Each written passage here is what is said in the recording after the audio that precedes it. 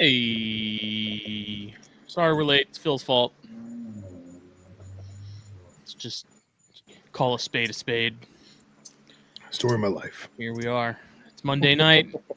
Snakes and Stogies episode 247. Only three away from 250. What are we going to do? Are we going to do something special? I don't know. I feel like we always say we're going to do something special for like those milestone years and episode numbers and stuff, and I feel like we never really do. But well, let's do one. 250 is a big number. Yeah. Play trivia. Yeah. No, let's. I don't know. Something we've not done before. 250 episodes. What have we not done before? Need to get. I don't know. Get O'Shea. If you want O'Shea, I'll get O'Shea. Can do it. Bat the eyes, and be like, it's our 250th episode. Will you please come on our podcast? He'll be like, yes, absolutely. He'll be like, wait a minute. It's at midnight on a Monday? I'm there. Well, yes, we're here. This episode, as always, is brought to you by blackboxcages.com. Long-time Herpetoculture Network sponsor. You need racks, you need cages. Go check out them Black Box pages. Flip around, shop around. Whether you need a big... You made me choke with that one. I'm sorry. Whether you need 6-foot cages, cubes, big racks, small racks, anything in between, modular racks, dare I say. I guess you could consider it modular if you can change out the tub sizes in the same rack. Does that big count ones, as modularity? Ones, some as big as your head. Yeah. Well, all awesome stuff. Build quality is incredible. Best in the business. We are going to be a little biased on that, but objectively it is expertly designed. Materials are incredible. Tons of customization options when it comes to your racks and cages, especially the cages, because you got a bunch of light options, heat panels, all that good stuff. UV, awesome, nice and bright LEDs where you can actually see what's going on. And then if you end up finding something, use the code THN25 at checkout. Get a little bit of a discount. If you want to double down on those savings, there's a pickup option. So instead of having FedEx or UPS manhandle your box from coast to coast. And now. God damn it. You could choose the pickup option and just go on up to Black Box in North Georgia and pick it up yourself and then take it home and enjoy it for a lifetime. And then the best coffee around. Again, we're biased. Snakes and Stogies blend, cold-blooded caffeine, Mexico and Rwanda together in a bag as Phil drinks alcohol or maybe apple juice. I don't know. I can't really tell. It's not. But he's kind of going the opposite direction of the caffeine route, but he'll be all right. I'll be all right. Are you not a after like post 5:00 caffeine drinker? Me personally? Yes. Oh, absolutely.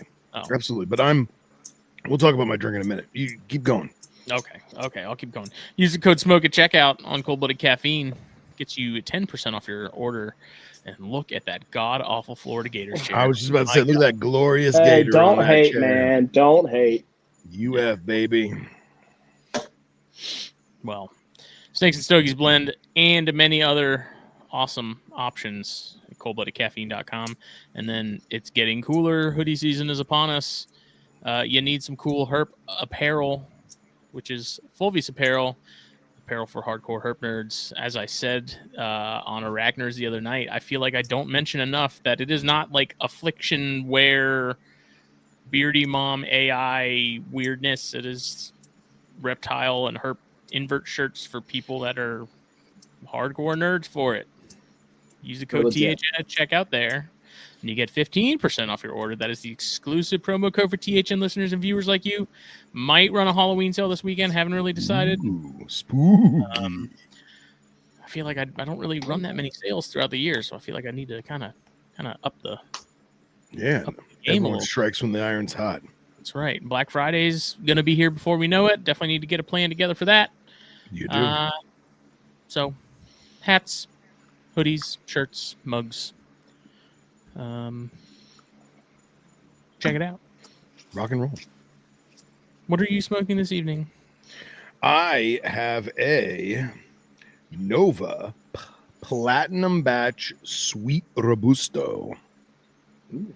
Nice. Nova is a female-owned and operated company local to me. The owner was, I don't know if she was a Monte Cristo sales rep or like a manager of a Monte Cristo establishment, something like that. And she got together and formed her own company. And I know Smitty's had a few Novas, and I've not had this Sweet Robusto. I think But, you sent me one of those, and I did Is not. that one of the ones I gave you in Daytona? One of the ones that I no, this is before that, but I Okay. didn't know it was sweetened, and so when I got it, I was like, do I have a tumor? Am I going crazy? Yes. Am I That's having a sweet. stroke? It's I'm delicious. gonna have to look for them and see if they have any for sale up here.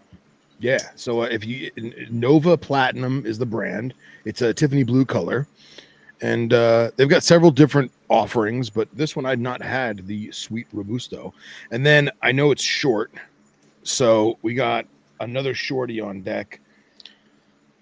LFD Lennox. Oh, look at that! I don't know where you pull them Lennoxes out from, but Well, I mean, like a magician with a rabbit in his hat. you know the problem is that it's like 30 to a box, so I can't buy a whole box. You know what I mean? But every time I go, I get at least 2 or 3 of these little bastards. So look at that. Look. What are you smoking, Smitty? Man, I walked into the shop earlier. I looked at Raj, and I said, "I'm sick of everything in this room." And so then I was like, "Wait a second! I haven't had one of these in a hot minute." San Cristobal Oh, nice. Quintessence, but it's Quintessence? it's like the Lonsdale, not really a Lonsdale. I don't know what you would call it. Maybe a Corona Doble kind of deal. Okay. It's a little. Dude, they have the coolest 1910, 1915 style bands, right? It is has kind of a Great Gatsby thing going on. It does, right? It reminds me of that who's that tool truck with the guy with the mustache in the back? Was it Masons or whatever? You know, it's like Snap-on's competitor. Mac? No, it's like old timely work truck with like a dude with a handlebar mustache, just like buy my tools. Yes, Stanley Steamer. No, I think it's Masons. I don't remember, but it definitely reminds me of yesteryear. Yesteryear.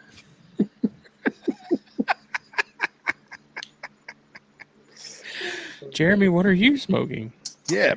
Well, not smoking anything tonight, but I do have a few Zen in. Nice. Which flavor? Per usual. Smooth. Unflavored. Packing them 6 milli sugar gliders like Jake. No, man, I can't do the 6 mil really Zens. Yeah. They're it's like it's Jake's different. got So me hooked on them, dude. Dude, I can't like the 6 mil or it's too much. It's too much. I do a combination of Rogue and Zen at the same time. I haven't even had the Rogues. I like them because it's a bigger pouch, they seem to last longer because I don't know what they do, if the salts are different or maybe there's an oil in them. I don't know. Like the 6 milligram Rogue, they don't hit as hard. So see, that's Jake. When I started, I was like, Jake, I'm gonna get some Zens. He's like, dude, get the 3s. Don't start with the 6s. And I'm like, whatever, man. Started with the 6s. I haven't had any problems. But it's also, people don't realize cigars have literally 100 times the nicotine that one of those Zins does. And so 6 milligrams to me was like, that's like a single puff off one of these cigars. And so Jake was like, dude, you're going to be sick. You're going to be sick. And I'm like, no, man, I feel fine. Like, I have one of those in at work pretty much all day. Like, I go through several cans over a several day period without any issues. I go through about a can a day. Yeah. And then I feel bad because on Friday I was popping one in and my boss is like, is that one of those Zins? I was like, yeah. He's like, let me have one. I was like, okay. It's a 6. Didn't think anything of it. Gave it to him. He went home sick. You kidding? Not kidding at all, dude. Well, he's like, I felt high for a second, and then he's like, And then I just I went in the bathroom and puked. And now he's like, now I'm just going home. Damn. Shit. Damn. Well, I was just occupied with life, man. And I don't smoke cigarettes anymore. Oh, really? Good, man. I That's haven't awesome. smoked cigarettes since April, man.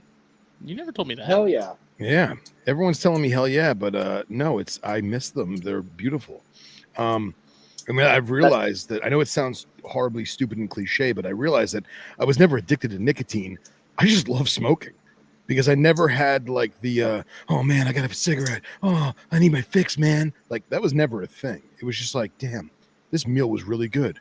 It'd be so nice to have a cigarette right now. Like that was what it was. But I didn't smoke anything for like this was maybe 10 days ago. I hadn't for like almost 3 weeks, man, because we had a podcast where I smoked a cigar and then we skipped a week, right? Yeah. So it was at least like maybe 10 days, 12 days. Last week you weren't feeling good. I wasn't feeling good. Right. So I think, where the hell was I? I think I was at my cousin's house and I smoked a Liga. And I was like, oh yeah, this is what it's like to be 12. This is what it's like to be a child. Wow, I forgot about that. All right. It's amazing how fast you lose your tolerance. Because I used to smoke cigarettes and cigars whilst doing these shows. Yeah, he'd have one of each lit. I know. Yeah. So. Yeah. I dipped for like 12 years. I jumped through a can of Copenhagen a day, and so yeah, I still miss it, man. See, that's a weird thing for me. After like a barbecue dinner. Oh yeah. Like I never, aside from cigars, like I've never smoked a cigarette. I've never dipped. But those Zins, I don't know. There's something about like I'm at work, man. I just like they lock you in. Like yeah, and you don't have to go outside. You don't got to spit in a cup. You don't got to carry around a gross ass bottle with you. I gross out my coworker and ask her if she wants to see a magic trick, and I'll walk by and I'll like spit it out, but I'll catch it back in my mouth and keep it. Oh God, that's disgusting. She hates it. I'm like, Cam, you want to see a magic trick? She's like, no. Fucking Project Reptilia. What a trio of meh. Fuck you. No, but I will say this. You know who was doing Zins before it was cool was Bobby Pebbles. And when he always had that good Swedish pouch, you know what I'm talking about? And when me and him were in West Texas, he's like, hey man, you want a Swedish pouch? And I was like, nah man, I'm good. And at the time, all we really had over here was like Camel sexual. Was like was like Camel Snus, and I liked Camel Snus, but it wasn't for me. I just stick to my cigarettes. And dude, he gave me a pouch of what the hell? When we were in El Paso, it was like mango chili, and it was enlightening. It was spiritual because it was off the charts, nicotine and just spicy mango. Just gotta get more. Carried some sort of like Indian or Pakistani type. It was supposed to be like dip, but it was like almost like a clay, and it was insanely strong. So like all the Marines started coming in and getting it. It was expensive, but it was like some weird. Like a nicotine product. Yeah, it was like dip, like super fine to where, like I said, it was almost like coffee grind. Kinda. I don't. Yeah. It was weird, but apparently it was insanely strong, and those Marines and stuff were all about it. So did I ever tell you the time I got duped into Pakistani cigarettes? I don't. Probably. So next door to Underground's retail store was a convenience store owned by a lovely Pakistani family, and the owner's brother, his name was Abraham, one of the sweetest, nicest men I've ever met in my entire life. Ibrahim. And he was always trying. It's like, oh, you must have a Pakistani cigarette. You like it a lot. You have to have it. And I was like, all right, I'll buy it. It was like $3 a pack, whatever. So it legitimately just looked like an oak leaf rolled up and tied together with twine. It's filled with black tar heroin. I mean, no. And I smoked this thing, and I can hear him laughing from the inside of the store because he knows it's just trash, garbage tobacco. Potpourri from World Market wrapped up in a leaf. Legitimate, right? With poppy This leaves. is just, this is like, I don't even know. Oak leaves from the Kashmir, just He made dried those out in the parking lot. For sure. And I took like 3 or 4 drags. There's no filter. I took like 3 or 4 drags, and I'm like, oh God, like you can't cough because it's like gritty. And he's inside laughing his ass off. I say, hey man, what the hell did you sell me? He goes, oh no, you're American, you're too weak, you can't handle it. You'll do okay. I was like, no man, fuck that. Give me a bag of Camels. He's like, the Turks are soft, they have filters. Hey, bitch, you just had me smoke a magnolia leaf. Yeah, right. Legitimately. But no, all joking aside, man, him and his brother, that family, they were the nicest fucking people, man. I don't know. They wound up selling the shop, and then he wound up managing like a gas station or something. But I never saw him ever again. He was good people though. Anyway, so Jay, are you imbibing any adult vice this evening besides your amazing racks behind your head? No, it's pretty low key today. All right. Yeah, just I mean, I changed a couple waters earlier, but that's about it. Okay. Yeah. Well, Smitty, you want to give our man an introduction, even though he needs none? Yeah, here's Jeremy. Yep. What's up, Nomad? So we had Jeremy on THP. I think it was. It's been a while. Mm-hmm. Yeah. It's been quite a while. Yeah. But he's returned. It's Jeremy Hicks. Yes. Nomad Herpetoculture. Yeah, man. Glad to be here again. So, sweet Jeremy texted me like a week ago and was like, "Hey, man, I'm going to West Texas or going to Texas, and I'm thinking about doing some herping while we're out there." And I have been off socials. Life's just been really hectic. All good. I'm not in disarray or anything. But I was just like, I'm not going on Instagram. Like, I'm just tired. And I was like, oh my God, I completely missed his message. And he's like, oh, plans changed, got canceled. And I was like, well, are you free this evening? Come on aboard. Steam hoot witty toot toot. So do you want to give us a rundown of for the people that didn't listen to the other episode, and give us a you? Yeah. So I've been keeping snakes. Since I was, I don't know, 8 or 9. My stepdad got me into it. He was a snake nerd back when keeping snakes was like, who was that psychologist who thought they were phallic? Was it Freud? Yeah, I think it's Freud. And so him and his family, they kept snakes when they were kids and stuff. And so yeah, he got me into it. We had a garter snake that we caught on our back porch. Used to feed it toads that we would catch. That's and cool. And goldfish from the pet store. Classic. Yeah, but I mean, ever since then, I've kind of always had pet snakes. Got my first ball python when I was 10. Then, Dr. Tom Emmel, before he passed, he gave me a bunch of stuff. Like, he had this wild caught Honduran, Taiwan Beauty. So I've had a little bit of everything. Nice. Gray band king steaks. So, now it's mostly carpet pythons and behind me are Brazilian rainbow boas. Nice. So, we posted a hell of a picture of this afternoon. A pit? Was that you? It doesn't sound like it. Maybe it wasn't him. I shared. Yeah, I shared that. Oh, okay. Nuts. I think it's nuts. I thought that was yours, and I was like, damn. No, shit, I wish. I was like, when the hell did he get that? No, yeah, I wish. I think it was Envy Reptiles, but yeah. It's like I said, it's mostly just carpet pythons and Brazilians. I mean, I do have some king snakes. I've got some locality cow kings and some hypomosaic Florida kings that I'm growing up. But cool beans, man. Yeah, good stuff. Good stuff. How was your Daytona this year? Yeah. What did you end? I don't know. Did you end up getting anything? What was? I No, feel like we talked about everything except for what he got, like when we were there, you know? I didn't bring home. Well, I take it back. My wife and I brought home something, but I didn't buy anything for the collection. Oh, I was a good boy. a good boy. Just a she pet. got yeah. So she bought a baby crested gecko at the auction. Hell yeah. So yeah, we've got that in our bedroom. So that's cool.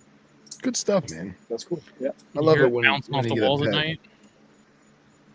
No, I mean he's crawling all around, or she. I don't even know what it is yet, but no crazy thuds. Of course, I sleep really heavy, so I mean, it wouldn't wake me up anyway. But no, Daytona was awesome. I mean, the highlight for me is always hanging out. You know, Yeah. hanging out at the gazebo. Post show. And then yeah, and then seeing everybody throughout, getting to hang out with people. That's always the best. Yeah. So speaking of which, I don't think we ever properly. I know our man Chris Sanchez is making fun of us right now. God bless him, but he was a fucking saint, and he brought in a bunch of snacks and Gatorades and waters for the whole gazebo crew. And I just give a golf clap to Sanchez yet again, because that was very, very kind, and I know a lot of people benefited from that because we got a little too silly at times. And He's the mom that brings the orange slices. he's the mom that brings the orange slice. That's it, man. So even though he calls us a trio of meh, we still love him and thank him. So, but that's cool, man. I'm glad. Yeah. Did she name it? Yes. So she's a big fan of The Office, and Hell she yeah. named it, Hell she yeah. named it Dwight. Of course. I love it. And of course, its terrarium is Shroot Farms. So Nice. doesn't look anything like it, but yeah, we've got gosh, what is it? Pothos Brazil, and I think Golden Pothos. It's just starting Nice. to, I mean, it's really taken over. Yeah, a piece of driftwood, like brightness as a centerpiece, and I actually set it up for her as like a little just a little palletarium. Nice. And before Daytona, and yeah, all the plants took off, and then we were there, and she's been she's always wanted like a leopard gecko, but she doesn't do the whole bug thing. Yeah.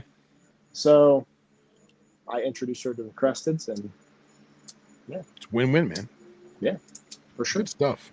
My cousin's got a crested that he's had for a while, and thing's a tank. It's awesome.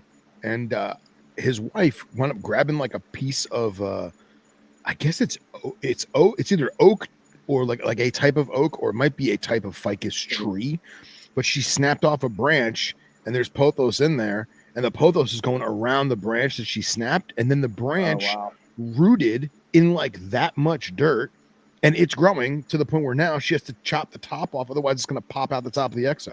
Wow. And I was that's like, that's cool. I would have never thought to do that, just to snip. Like I used to have a lot of veils, and I would always put a baby ficus in a pot in a viv, and just the chameleons would live on that little bait. But I never thought of doing a clipping of a ficus. Or I don't know enough of. I don't have much of a green thumb. If it's not, I got no pothos, green thumb. Yeah. If it's not pothos or dragon fruit, I can't keep it alive. Nice. What a pairing. Yeah. So yeah, I've got a dragon fruit outside that's going crazy. It keeps like trying to grow into the soffit of the house, and cut it back. But yeah, I'm team sweet potato now, man. Oh yeah, dude, your sweet potato is wild. Next time I plant a vivarium, I'm putting a sweet potato in there. Hell yeah. Really? Dude, I have one in my guppy tank right now, and it is loving life. Really? That thing has exploded. I never would have thought. I wouldn't have either. I was shocked. He showed me the pictures. Crazy, like gets really bushy.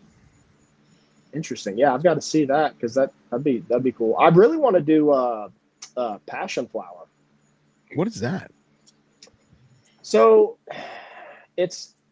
there's different I don't know if they're species or subspecies, but there's a few different ones that.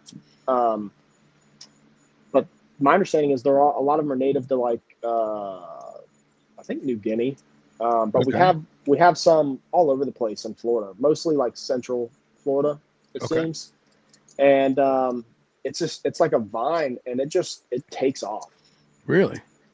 Yeah, apparently, what's her name? Lisa, was it for what's her last name? Farina? Farina? Hmm. Yeah. Apparently, she had some in a Viv one time, and I mean, she couldn't keep it cut back well enough. Really?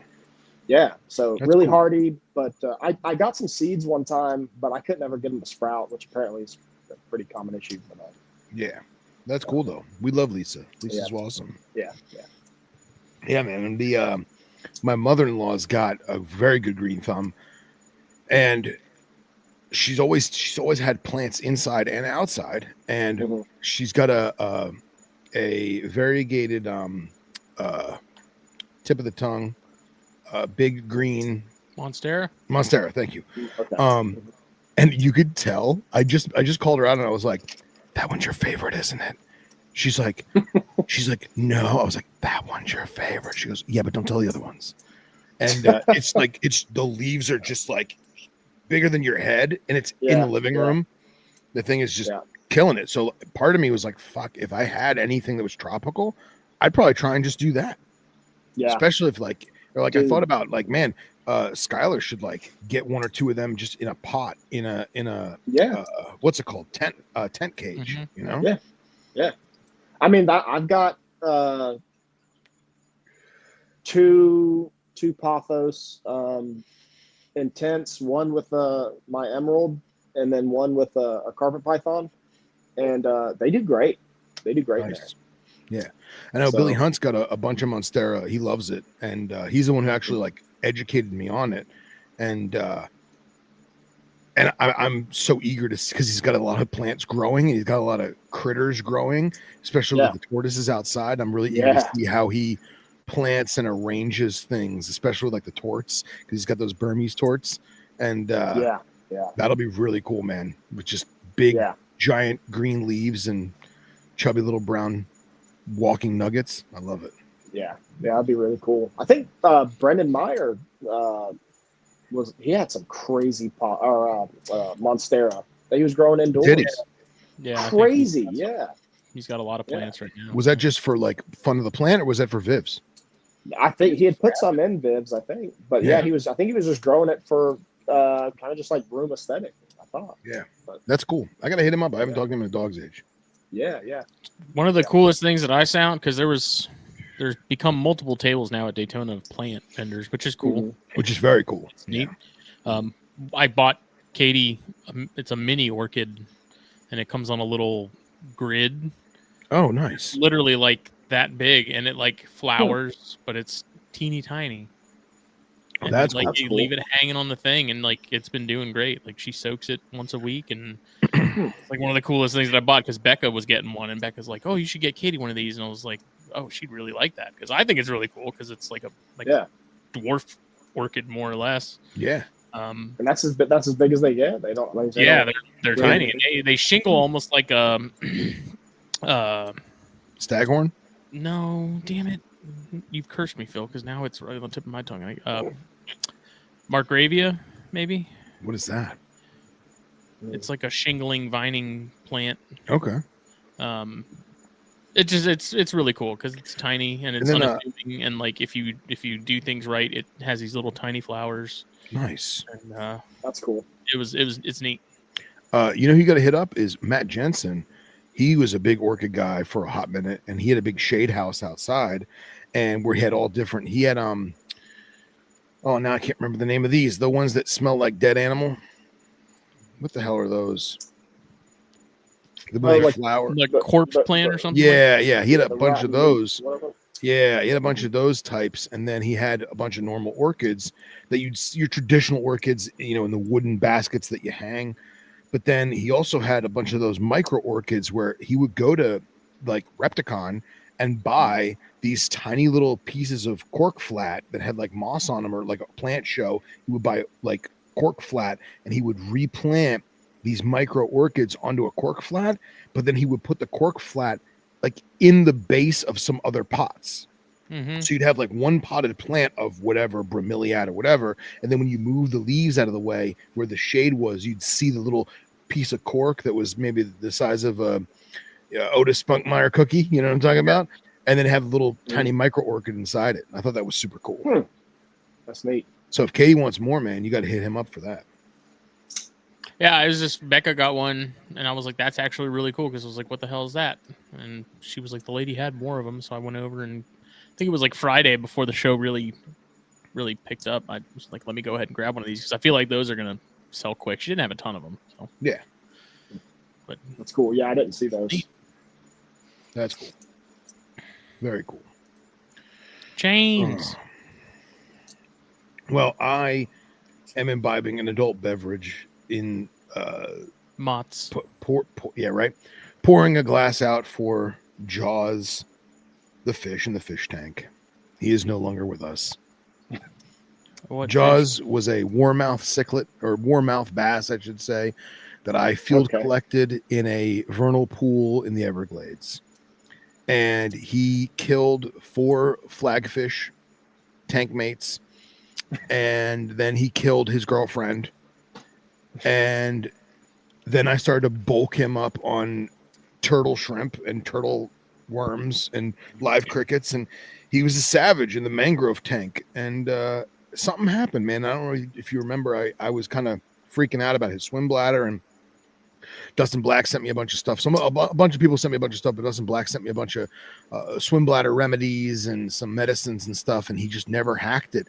And he would basically live on the bottom of the tank, and then I'd throw a cricket in, and he would shoot to the top, grab the cricket, and sink back down to the bottom. And that was as much energy as he had. But, I mean, what's it been?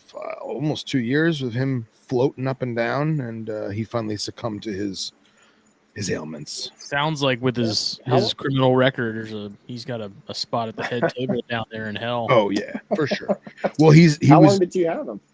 Oh gosh, 5-ish years. Oh, okay. Yeah, and I mean, I got him when he was probably the length of your thumb, and now he was probably a solid 4, pushing 5 inches. So I mean, he had a lot more growing to do, but he was also he was in a 5-gallon tank, so like he didn't have a lot of room to do his thing. But he ate like a king, and he was a little too big to flush, so he got burial at sea in the lake. And now hopefully some other fish get to eat him and continue the life cycle. So Jane said, "How do we get rid of Keller's swim bladder?" Jesus. That's so fucked up. Well, here's to Jaws. Jaws the fish. R.I.P. man. R.I.P. Him and Keller will be down there in hell tag teaming them a couple of she-devils. Yep. Legitimate. Oh, man. I'll tell you what, though. Anybody who has never kept a bass family fish, like a fish in the bass family, I highly recommend it, man. They were in the bass family? Nope, they're cichlids. Oh, dude, I don't know. Dude, I got fucking guppies over here. I don't even know what they are. I don't know anything about fish. I know what a but like is. People always are like, "Oh, I want to get an Oscar. Oh, I want to get a some kind of crazy aggressive cichlid from Africa." No, man, just a good old anything in the Americana bass family. If you got the tank space, man, I highly recommend it, man. It's a rewarding fish. I gotta feed off. I would think that'd be a cool pet. Yeah. The garters are probably hungry. Yeah, time for the culling. Right. Yeah, you got the lake smaller garters, right? Yeah, but I gotta babysit them when I feed them because they're dumb as hell. And you know, Jeff Frederick's right. Bass are like North American cichlids, and I'm not. By the way, I'm not poo-pooing cichlids. I'm a cichlid guy. I had Tanganyikans, I had Victorian, I had designer Malawans, I had Frontosa. I love my Frontosa. I had a Livingstone eye that lived for like 10 fucking years, and I just couldn't get rid of them. It's for the aquatics and alcoholics. This must be what Jake feels like when I'm talking about spiders and dart frogs. Pretty much. Yeah, So yeah. If you're thinking about some kind of bass, freshwater fish, go Go find your vernal pool and steal one from the wild. Go to your local Bass Pro Shops and steal them out of the aquarium. Yeah, right. Yeah. I mean, how hard are they to keep versus other common freshwater fish? Oh, they're super easy, super chill, and they're much more cold tolerant because they're North American. I will say this though, I never all the years I had fish in Florida. I mean, you're way more north than me, so temperatures drop considerably. But where I am, I never needed a tank heater.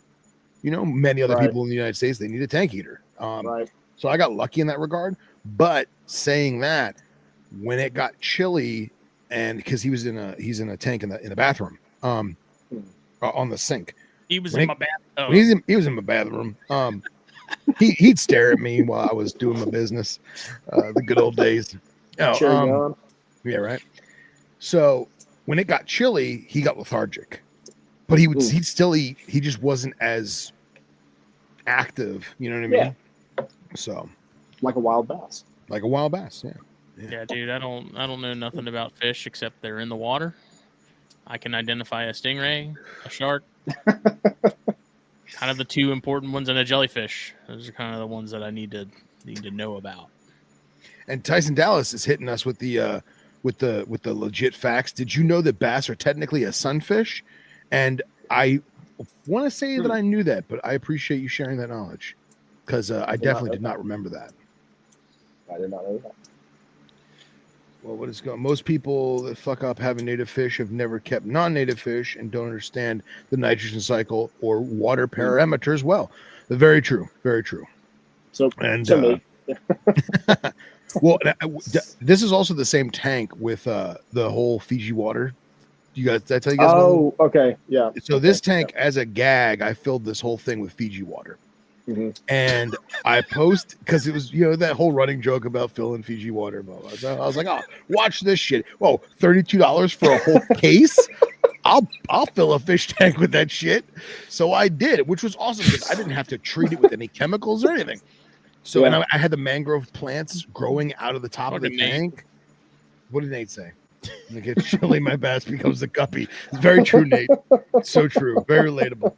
So I filled the thing with Fiji water, and I posted pictures and videos like, oh, only the best for my fish. And Matt Most hits me up. He's like, hey, man, I thought he was being sarcastic. He's like, hey, man, I love what you're doing with the Fiji water. How about that pH? And I'm like, what are you talking about? He goes, oh, you're not doing it because of the pH consistency? I'm like, I have no idea what you're talking about. I was just doing it to be a bougie bitch. He goes, oh, no, man. The reason why Fiji water tastes so good and makes you feel so good is because the pH balance of Fiji water is the most identical to the pH in our bodies. So I swear, I can't remember what podcast but you told that story before. Okay, yeah. And ever since then, I mean, it's been, I don't know, it's 2-3 years, who knows, right? But ever since then, if I buy water, I only buy Fiji water. My man. I mean, dude, it's worth it. I can't drink. I mean, I'll do Zephyr Hills too. If I have to. If I'm really thirsty. But yeah, it's for me, it's pretty much Fiji water or nothing now. Yeah. Nate said only for that pH to get tanked by your stomach acid. And you'd be surprised, man. You'd be surprised. But no, I thought he was messing with me, Matt Most, but he was dead serious. And I always, like, every case of, because I would continue to do it. I was like $32 and it lasts me so long because the tank's so small, just add a liter here and there. I would consistently test those bottles. And it was always, whether it was a test strip or chemical test, excuse me, it was always exactly 7.0, slightly like a 7 on the hardness level, which is wild. Interesting. I'm a 7 on the hardness level. Yeah, I saw that coming. And what's crazy is because I do get concerned with Florida and the hardness level of water. I've gone back to the vernal pool where I found him because it's a seasonal pool. So like right now, right now is October. It's probably got like an inch or two there. You know what I mean? But come December, January, it's going to be mud, just bone dry. And I've tested that water and it's the same pH and the same hardness as what was in the tank from just Fiji. Interesting. Yeah. Interesting. Yeah, man.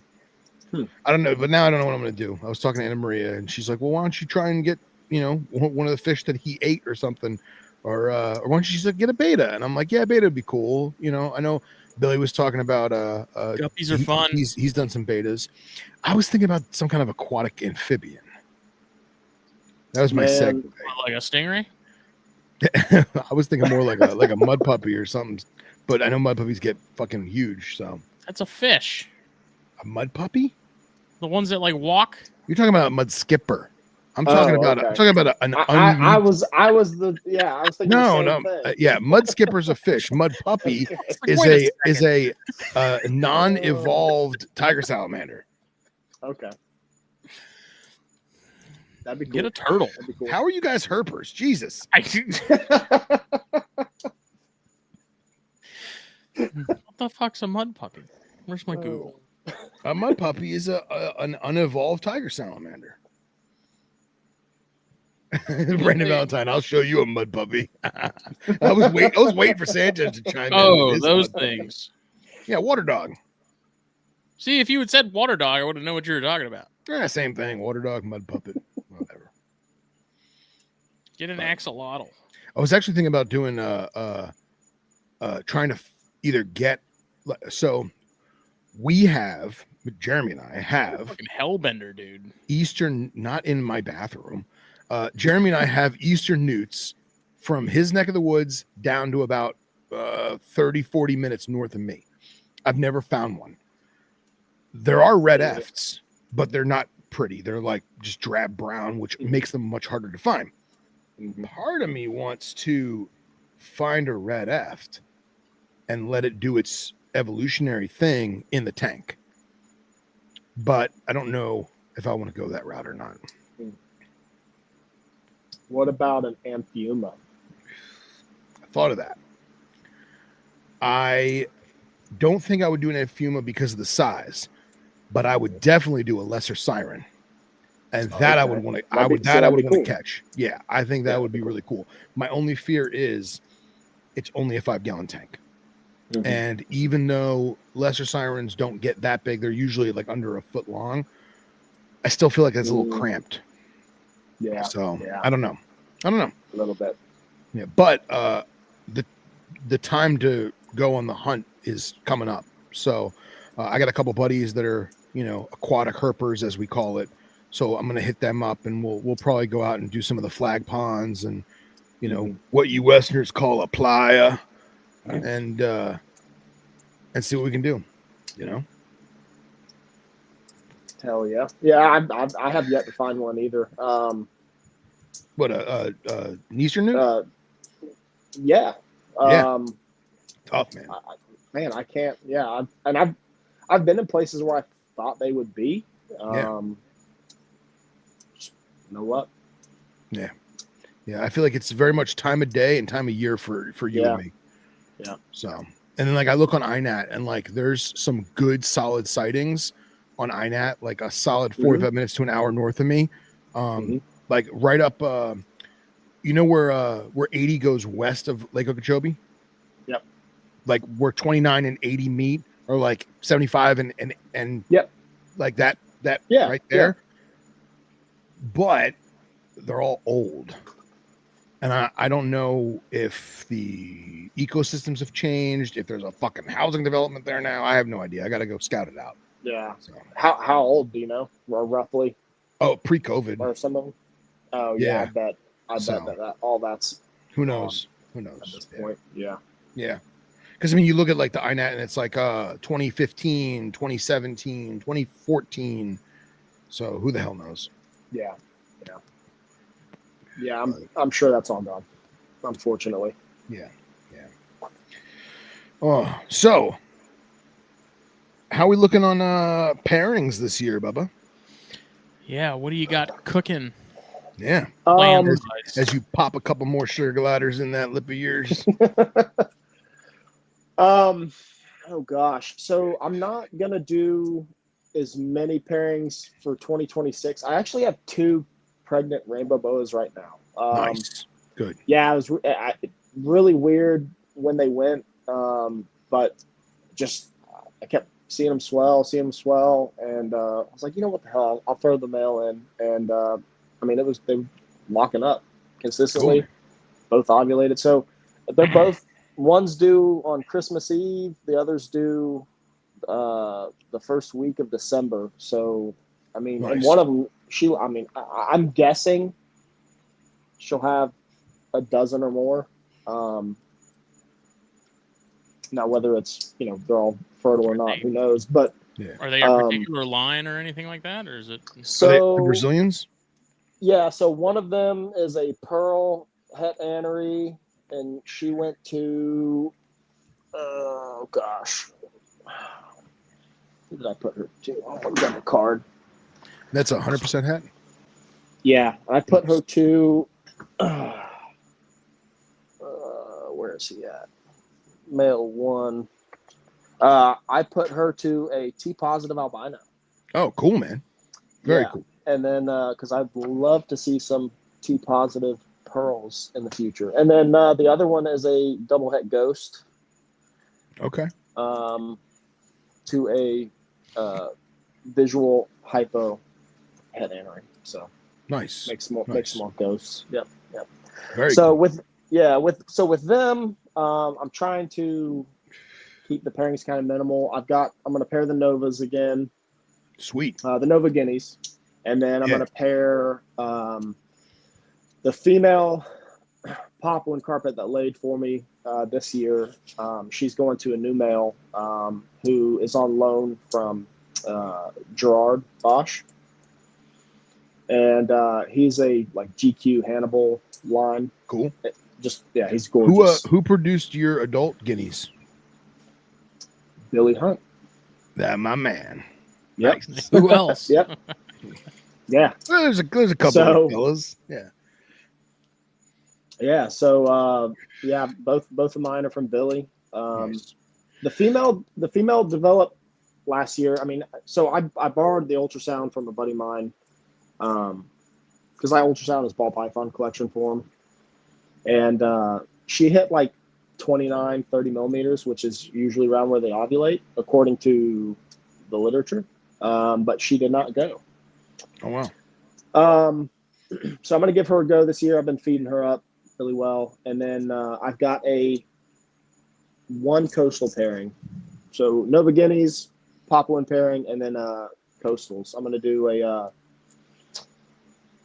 a Peterson stripe male to she's right over here in this grow tent, but she's a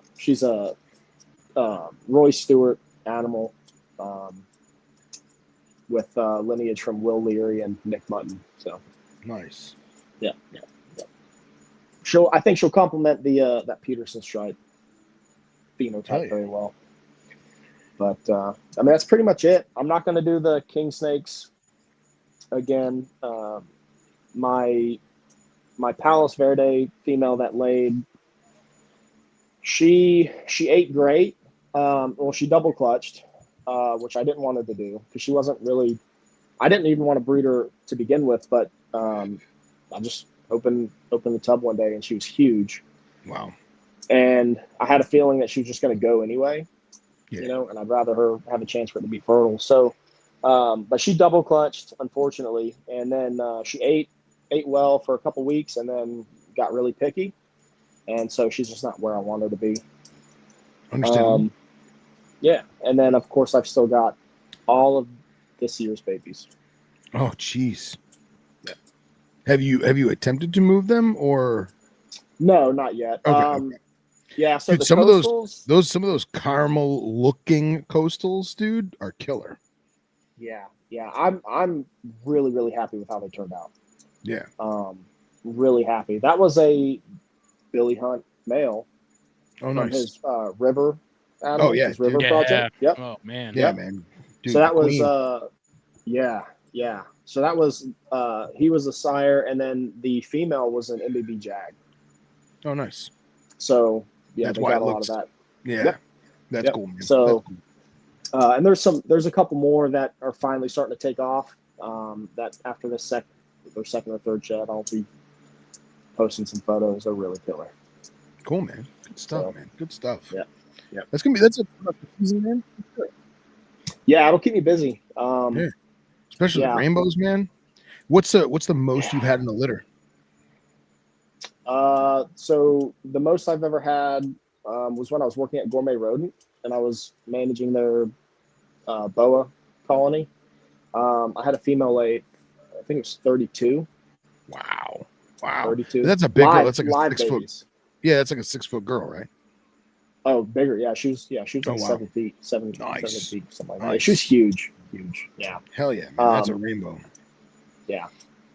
I think so. Back then, one of the guys that I worked with, Ben Cole, really smart guy. Dude, I know Ben. Ben's a good guy, man. Yeah. Okay. Yeah. So Yeah. he managed the Brazilians before I ever came in. Oh, cool.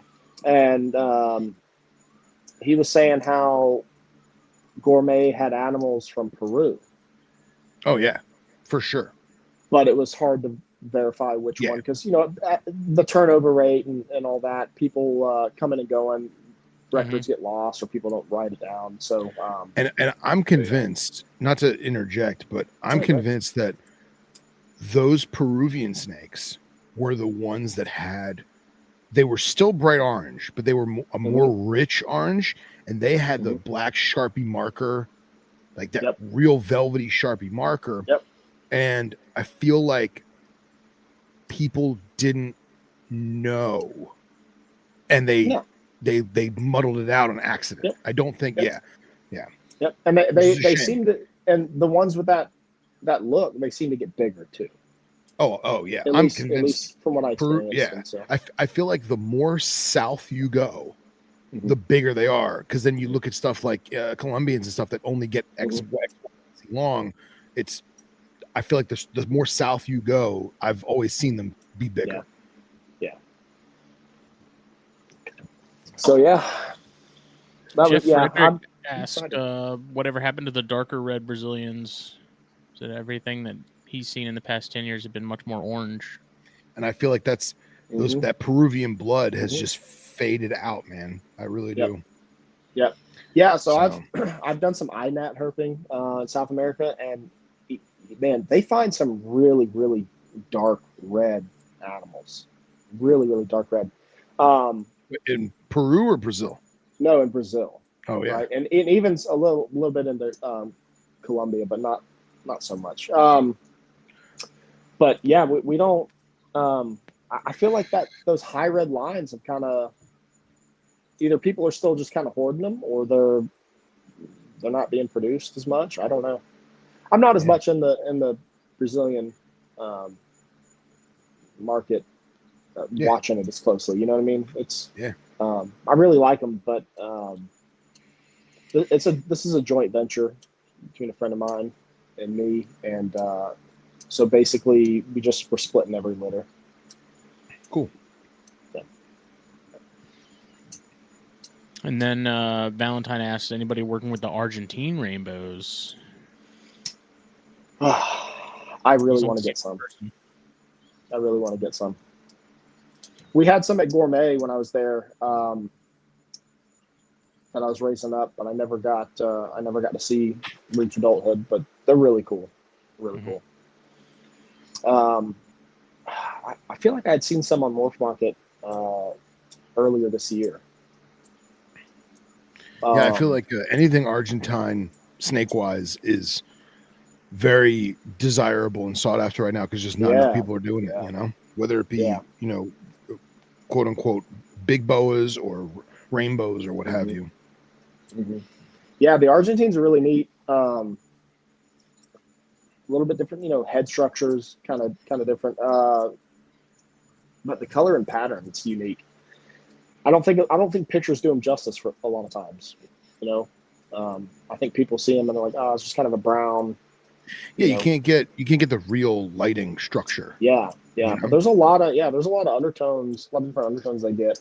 Golds, kind of like I've seen some that are kind of like peachy. They're really pretty snakes. Nice. Yeah. Good stuff, man. What about you guys? Oh man, I'm torn because I don't know if I should start to wean off feeding of the stuff I want to pair, because I feel like I need to. There's a couple of snakes that I'm going to strike when the iron's hot. So come December or January, when there's like a legit cold snap coming, I'm going to take those snakes. I'm going to throw them in the refrigerator for like a day or two, just to try my luck there, because I don't, just the way the desert room is, I don't think I'm physically going to be able to get it cold enough for more than a couple days. I just don't. And part of me wants to spend the money and get a legitimate chiller instead of the bullshit wine cooler that I got. But even if I, like, this is going to sound horrible, even if I shoved wrinkles in Tupperware and then like left them in the room during the day and then threw them in the wine cooler at night, I don't think it'd be enough. Just because of everyone I'm talking to, and same thing with the pyros, Arizona Mountain Kings. I don't think I'm going to be able to get it cold enough for long enough. Like, honestly, I feel like because it's such a flux every night, it's a 15-degree drop every night, no matter what time of year it is. Yeah.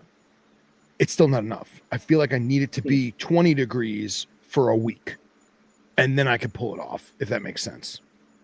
So, what kind of cycle do those wrinkles require?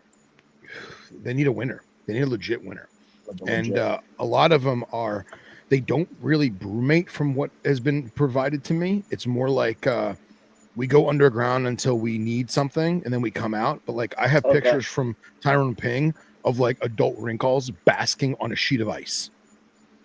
Holy shit. So like, and like dark winter colors. And my big female, she 1000% goes into, which really makes me feel like she's a different locality than the male that I plan on pairing her with, because those East Cape localities, they get so dark because it gets so cold. But everyone that I know that's bred them consistently, it's got to be at least a week or two, if not longer, a month if you can, So we shall see. I've been that dilemma that you have. I've kind of been wondering how I'm going to do the brettles when it comes time. So not 2026, but probably 2027 season. Yeah. Because you have them already. I've got a female from Casey Cannon, and she'll definitely be ready by then, and the male, he'll for sure be ready. So, but I just don't know how I'm going to cycle him, because like, I think Lucas Lee, right? He sets his outside, and brings them in the morning. But I mean, they can get pretty cold. I'm in Pensacola, and we get some freezing temperatures. I feel easily. Like you would almost need to do like what I know Billy's done on occasion, where he cracked a window in that, like, he had a room that's not the snake room, right? And he put the snakes that he wanted to night drop, like legit night drop, he put them in there and cracked a window. So it wasn't, it was still 10 degrees warmer in the room than outside, but that room was 15 or 20 degrees cooler than the rest of the house. And you're getting that cool air in there. Yeah, I guess I need to see if my wife will let me take over the spare room. Yeah, I mean, even if you get it for 3 weeks, Yeah. Because the other thing I've thought about is like doing like a temporary, kind of like a makeshift cooler, but in the snake room. Because I'm in a garage. It's a garage. It's a single car garage. So I've got a back door, and then a window in the middle of the long wall, and that's where my window unit is. But obviously, come wintertime up here, I don't have to use the window unit at all. I mean, I'm relying strictly on a space heater. So I've thought about using some of that like pink foam insulation board. fiberglass foam. Yeah. Yeah, and just building like a really cheap, 2x2 wooden frame, and just sticking that on there, over that window, and creating like a little room within the garage. But I just don't know how. I don't know if I'd be able to seal it all well enough. Yeah. And Dozen Black is in the group chat. He says that his wine cooler gets down to 38 to 40. So I bought a wine cooler very similar to the one he has, and it's supposed to be like 38 to 65, right? No, it's 47. It's only at 47. Doesn't matter how much I push the button to go up or down, it's 47. So I feel like if I was manually removing them each morning, I could get away with it. Because like they could take 47 for the night, but it's got to get up to say 60 during the day or 55 during the day. I don't think they could do that. I know it sounds stupid. Was it 5 or 6 degrees? But I can't afford to have an issue, if that makes sense. Yeah. And yeah, I feel like 55 is the magic number for mine, but I have no idea. I don't know. Sorry, I digress. You'll figure it out. Yeah, for sure. And damn, what the hell was I going to say about parent stuff? I decided I'm not going to pair Cerastes this year. They're not big enough. I want them bigger, and obviously they don't need to be Keller's size because Keller's are fucking gargantuan. God bless him. But I feel like another year couldn't hurt, So I took them off, and I also decided that I'm not going to do pygmies this year just because life's been hectic, man, and I don't think I want to try and fight those babies. You know what I mean? So less is more, right? Yep. Yeah. They can choose them battles, man. Yeah, for sure. So, Smitty, updates on your upcoming season? I don't really have any. I'm gonna cool down adult rhinos. I'm pretty traditional and do the, Thanksgiving to. Yeah. I think I do it till like the beginning of February. Maybe I might do it a little shorter and pull them in like January, but right now the game plan is just adult the rhinos, and then I'm thinking I'll try my Mexican Bairds. They're old enough, they're just on the smaller side, so if I got a clutch from them, it would be a small one. It's cool, man, just to pad the collection, And then possibly some Ladies Island corns. Okay. No Conicus? No, that female is that bigger female I just got. She needs to get a little more size to her. Okay. I'm talking to Rob. She's probably about 200 grams shy of where she should be, I think, as far as being breed ready. Green trees, yeah. So I need to. I've been talking to Justin Olson, who lives down here locally to me again, and sort of trying to coordinate with him of like when he starts upping his feeding is when I'm gonna start doing it with mine, and sort of getting his. And I think he's starting to do that now. So I need to start hammering my females a little more. Yeah, but I need to to try. On that note, if I may, my Okates are coming up on 3 and 4, I think, and they can take a rat pup with a slight bulge. Still too small? I don't think so. No. Mm-mm. I just feel like everyone I know who breeds corns, small clutch. Yeah, I just feel weird, man. I feel like I've seen corns breed pretty small. I know. I don't want to be that guy. It was accidental. I had 2 together, not knowing it was a pair, and at like yearling-ish size was dropping like 3 eggs. Oh wow! One of them hatched. No house shit. Snakes, maybe. So like the house snakes, I have that adult female from Keller, right? And I've been eyeballing. There's a couple of imported males on Morph Market that I've been kind of eyeballing lately. Does Billy have an adult male that you could, do a little horse trading? I don't know. So this one isn't like a Capensis. This is, I think, the Fulignosis. Yeah. But I might put one of my males with her, but it wouldn't be the same. Wouldn't be the same house snake, if that makes sense. So I'm kind of a little weary of it. But How you liking them? oh, they're awesome. Yeah. They're really cool. Yeah, they're. They've always been intriguing to me. My only regret is not getting them sooner. Really, they're really freaking cool. They remind me so much of just little pythons, like they are. Antaresia. They are. Yeah, it's. I've come to the conclusion that they're just Antaresia, that in colubrid form. That's except none of the bullshit. All the great parts of Antaresia, none of the bad. Yeah, right. That's cool, man. That's very cool. Yeah, they're awesome. Yeah. Jeff Frederick says people used to say 333 for corns, 3 feet, 300 grams, and 3 years old. I bet you they are almost 3 feet, and I don't think they're 300 grams. I mean, I have a gram scale for the geckos, but yeah, that's another thing. I might pair Cinctus this year, just for shits and giggles. See what happens. It's been a while, right? It's been a while. Yeah, and I'm hopeful I might have Cordylis this year.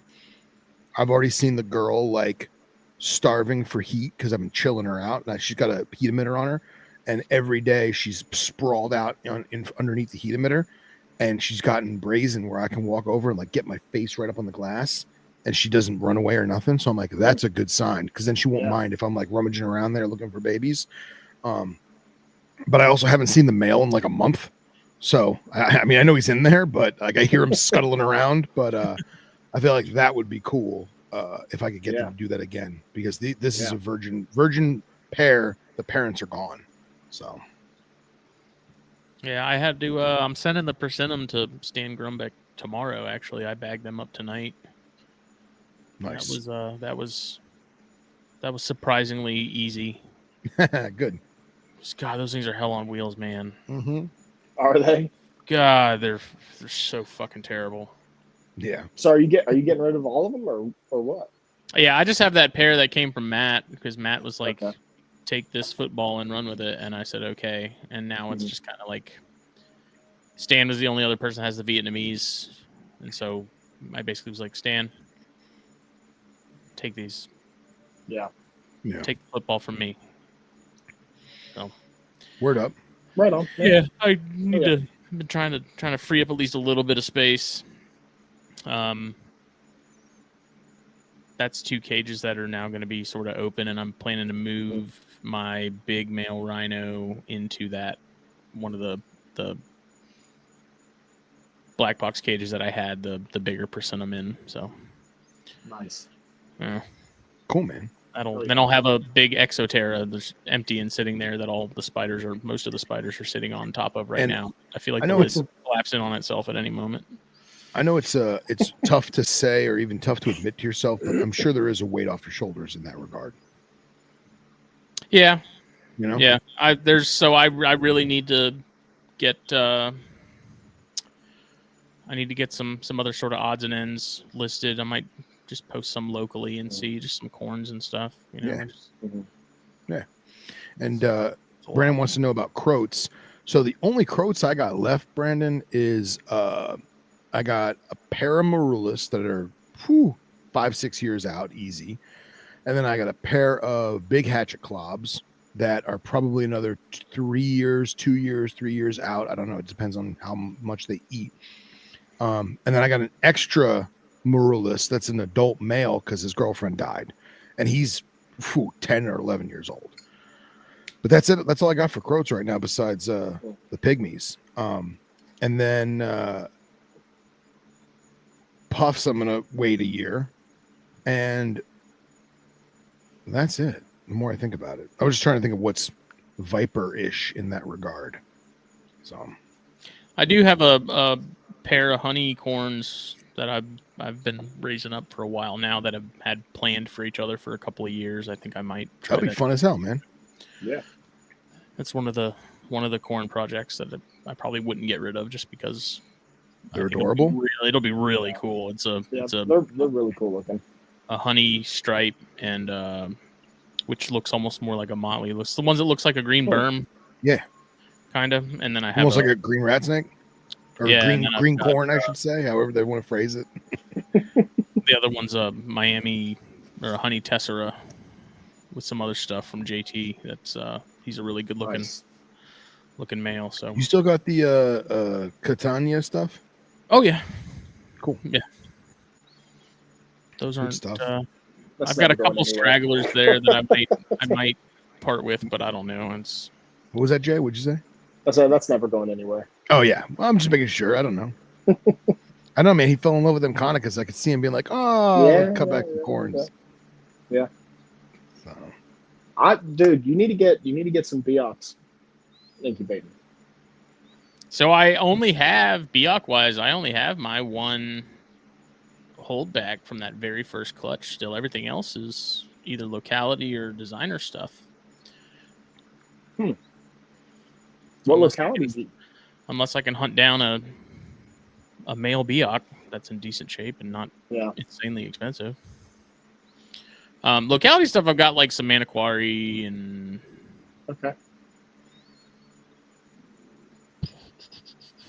You got a giant mutt, right? I think you got a giant mutt. I think yeah. Like an 80% Jaya, you know. There's some of that stuff in the mix, but as far as like locality specific, for sure, I've got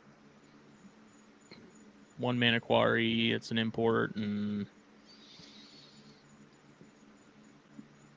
everything else is going to be designer stuff. It's awesome. I really need to. They're nice looking. They're cool, but yeah, you do, man. That's that, man. I feel like at least once a month, I'm always thinking, man, I need to get some chondros. But I won't lie. I looked at them. Never pull the trigger. I don't have anything arboreal. With the exception of carpets, I don't have anything arboreal right now, and I feel weird. Like I feel like I should have something, but I don't want a chondro. I don't know. Yeah. You don't want a chondro? I want a chondro, but that thing would fucking die in that room. It was literally like a weekend. It'd be like, I don't know. I mean, my room. Well, my room isn't really like dry, but it definitely isn't as dry as that room is, I'm sure. So, which I did not check temps today. So let's see what we got going on right now. So it is 78 degrees outside and 87% humidity outside. In the desert room, come on, Govey, don't let me down. Here's your one chance, Govey, don't let me down. Don't let me down. Nailed it. Oh, you're welcome. Nailed it. All right, so outside is 78 degrees Fahrenheit and 87% humidity. In the snake room right now, it is 76 degrees Fahrenheit and 49% humidity. Wow. So, and it's, I'm wondering if you might be able to combat that just by having a big water bowl in there, though, with a chondro. I don't want a big water bowl. It'd raise the damn room 10 degrees. 10%, I meant to say. Excuse me. Yeah. Last I checked, I think I'm at like 63% in here today, and which usually it's where it hovers. Like summertime, and it gets really hot, and that window unit's running a lot. It'll drop down a little bit more, but my Emerald does great. I mean, nice. I spray down the substrate maybe once a week, but.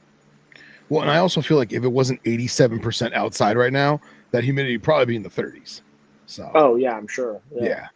Fucking 87 outside. I'm sitting out here talking to you guys. Ugh. Oh man, it's nice and cool up here right now. I know you guys got your hoodie weather. It's not quite there yet where I'm at, but it's starting to cool off and get pretty nice. Nice. Oh man, I was gonna say something about temps, and now I forgot. Damn. I don't remember. Oh yeah, and should I put Fields Vipers together? Yes. Is that even a question? What? I I don't know if I should. You've been sitting on those for a minute too. I know it's been like 5-6 years. They're at least 5-6 years old now. Why So- wouldn't you? What's your Do reason? it. for I not- say do it. I don't know what I'm going to do with them if they have babies. I don't feel like you would have that hard of a time moving those. No, I feel like the last time they were in the country, nobody wanted them except for me. I don't know. There's some nerd somewhere that would be all about it. Yeah. I think that'd be really cool though if I could get that to go. Hell yeah. You should do a poll on social media. Let's do that. If I Let's produce do a field poll. vipers, will you guys buy Yeah. some? Yes. See if there's any interest. Because Instagram polls, that's the end all be all, right? Yeah. No, that'd be Yep. cool. Yeah. So How what difficult are those? What's that? If you were to do those, like how difficult are they? From what I gather, they're fairly simple as long as you leave them the fuck alone. No. If you start like I've been told they're very much like Gila Monster eggs. If you keep going in there to check on them, you're gonna fuck them up. They're gonna get moldy and they're gonna go right down the tubes. So as long as you have like your vermiculite mix right, then they're good. I have notes on like incubation time and all that other crap. But All that other crap, the important things. yeah. Hold on. Now you're making me second guess myself.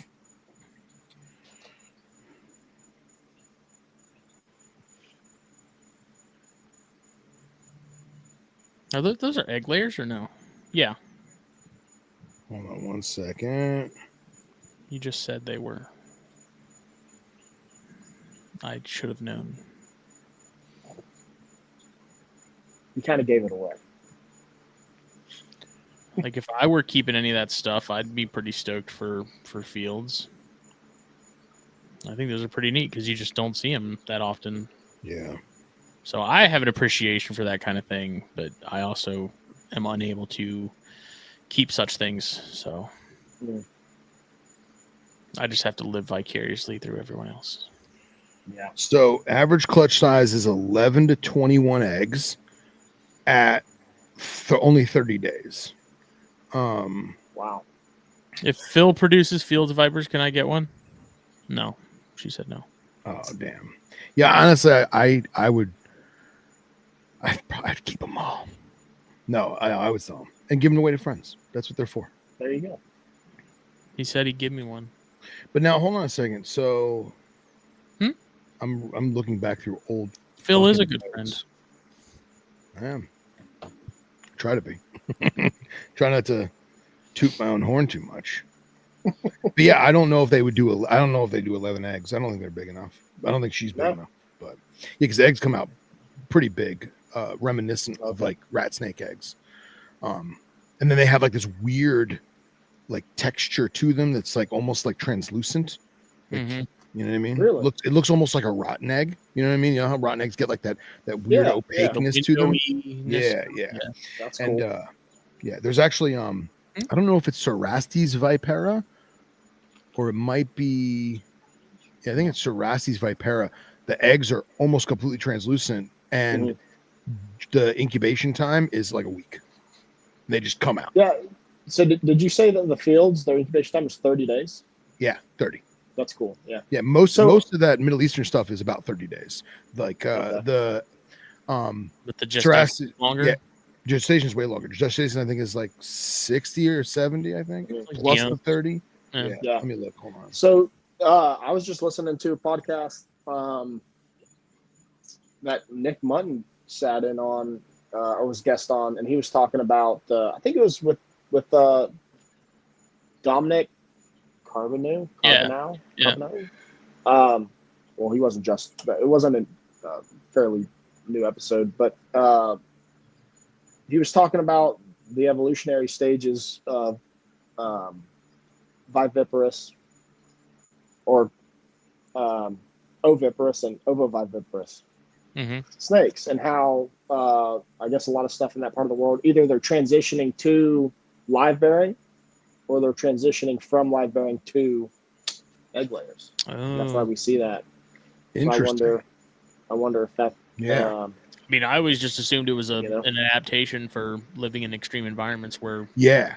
eggs have to be have to be kind of ready to hatch by the time they're Right, laid. right. Yeah, it was conveyed to me, especially with like the Cerastes is one thing, but especially with the field eye, because of the rocky terrain, Mhm. that they're going to have a window of humidity, and they're not even putting them in sand or stone. They're laying them in between like rock escarpment Mhm. sections. So they know, okay, this area, like it's about to rain. I'm about to lay. It rains. It stops raining. I lay. Hopefully the eggs are, excuse me, ready to rock and roll within the 2 or 3 weeks before it completely dries out again. Mm-hmm. Right. So then, But- do you think that's that? What's your theory on that? Then, do you think that they're transitioning more to a live bearing? No, Species? I Or think do you it's think very much. that's where they're at and that's where they want to be? Yeah, I feel like that's where they want to be. If you look at Echis species, so saw scale vipers, Mhm. the more west you go, you get eggs. The more east you go, Yep. you get live bearing. So it's completely environmental. I mean, Mhm. some of the same species, I think there's like a mountain range, and like on one side they lay eggs, and the other side they give live birth. So Yeah.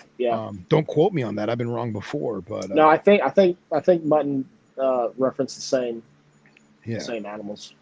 Yeah, it's interesting. I love it. I just type in Google AI, which Echis lay eggs, and before I could finish the word eggs, it says eggs in Florida. I'm like, oh Jesus. Gosh, no, no, we don't need any more of that. So yeah, African species are ovoviviparous, and Indian species are viviparous. So, but I'm pretty sure if you go all the way west to like Leucogaster, I think Leucogaster are egg layers. Hold on. Yeah, so Leucogaster are egg layers, and they're all the way on the Atlantic side. So, yeah, it's interesting. Yeah, I'm curious as to how the environmental pressures kind of push for that. I mean, does the female just the one that maybe retain the eggs that extra week by chance? Is that I'm guessing that's just how that progresses. yeah. And then like I don't know anyone that's ever found eggs in the wild, like personally, Mhm. So who knows, like if there, how do I phrase this? There's plenty of snake species out there where gals and guys, excuse me, have found a clutch in the wild, and they monitored it, and they're like, okay, they came back to this clutch every day for 2 weeks and they hatched, right? Mhm. I don't know how many people have done that with any Pseudocerastes species, let alone field eye. And I know most of the data. What's that? Oh no, go ahead. I'll say most of the data out there, it's not even referred to as field eye or fieldy. It's referred to as Persicus, because they were Persicus for the longest time and just a regional phenotype. And now they're like, no, that southern Israel, that Negev into Sinai locality and into Egypt is its own thing. So I mean, they're definitively different animals. So yeah, I imagine it's tough to do any kind of fairly long-term studies like that where you're constantly returning to a nest site in that part of the world. Yeah, exactly. So, and then I don't know. So like I have them in, oh gosh, I think they're 32 or 36 quart tubs with as much naturalistic vivaria as I could do in a tub. I don't know how I would make a egg box because of the amount of shit that's in there and how they cryptically bask within that shit, if that makes sense. Put a deli cup full of aquarium gravel. Well, actually, what I was thinking about doing is I was thinking about taking a black plastic hide cave, the cliche Temu black plastic hide cave that we all have, that has one hole, not the one that has one door, the long side, and flipping it upside down and literally just filling that thing with appropriately damp vermiculite. And yes, it's probably going to make a mess, and she's probably going to kick vermiculite everywhere and oversaturate the enclosure with humidity. But in the end, I can literally just take that whole black plastic hide cave out and just stick it in an incubator in another container, if that makes sense. So I don't know. Thoughts to think about. But yes, Dalton, Dion's operate in a similar manner with a long gestation and short incubation. Oh, do they? Yeah, they almost the same thing, like a gestation of like 60 days, and then they drop the eggs and they hatch in, between 2 4 weeks. Jeff Frederick says, just take the fields to the show a lot. Maybe they'll get the Baird's effect from the Snakes and Stogies bump. I don't think they would go over so well. And for those listening, Fields Vipers, although in my personal opinion, an extremely rewarding species, one of my all-time favorite species, they are not a snake to be trifled with. They are extremely toxic with no anti-venom and very, very weird reactions. Some people have very mild effects with very mild necrosis. Other people have crazy allergic reactions, and I did not know that. That just made me think of gosh, what are they called? I think it's an African species. The night vipers? Night adders. Night adders. Night adders. Yeah, the Coscus genus. Yes. Yep. Yeah, love them, man. Have you seen any of those come in ever? Oh yeah, I've kept De Philippi and I've kept Rhombiatus over the years. And dude, I think they're a fantastic species. I loved keeping them, but I was spoiled because I had a really good provider for green tree frogs. So I was just exclusively feeding them Florida green tree frogs. And I couldn't do it anymore, man. It's just too much. So I wound up getting rid of them. But they're, again, a very rewarding species. Their venom is almost entirely cytotoxic, and their saving grace is that the venom is designed for amphibians. It's designed for frogs and toads. So it really doesn't do well on mammals. But that being said, it's not going to stop you from having an anaphylactic reaction. You know what I mean? Right. Yeah, I can't. I wish I could tell you the name of the book that escapes me right now. I think Natural History and Ecology of Snakes. I can't remember. Anyway, that's where I first saw those, and I was like, man, those are really cool. Yeah. Oh yeah, especially really some cool of the neon green ones out of East Africa. Oh man, those things are they're gorgeous. Yeah. But I don't have a venomous license, and even if I did, I would not get the go ahead from the wife. So, which I understand. Yeah, it's fair enough. Yeah, man, and not to harp on those field vipers, but like, we always say like, you get complacency kills.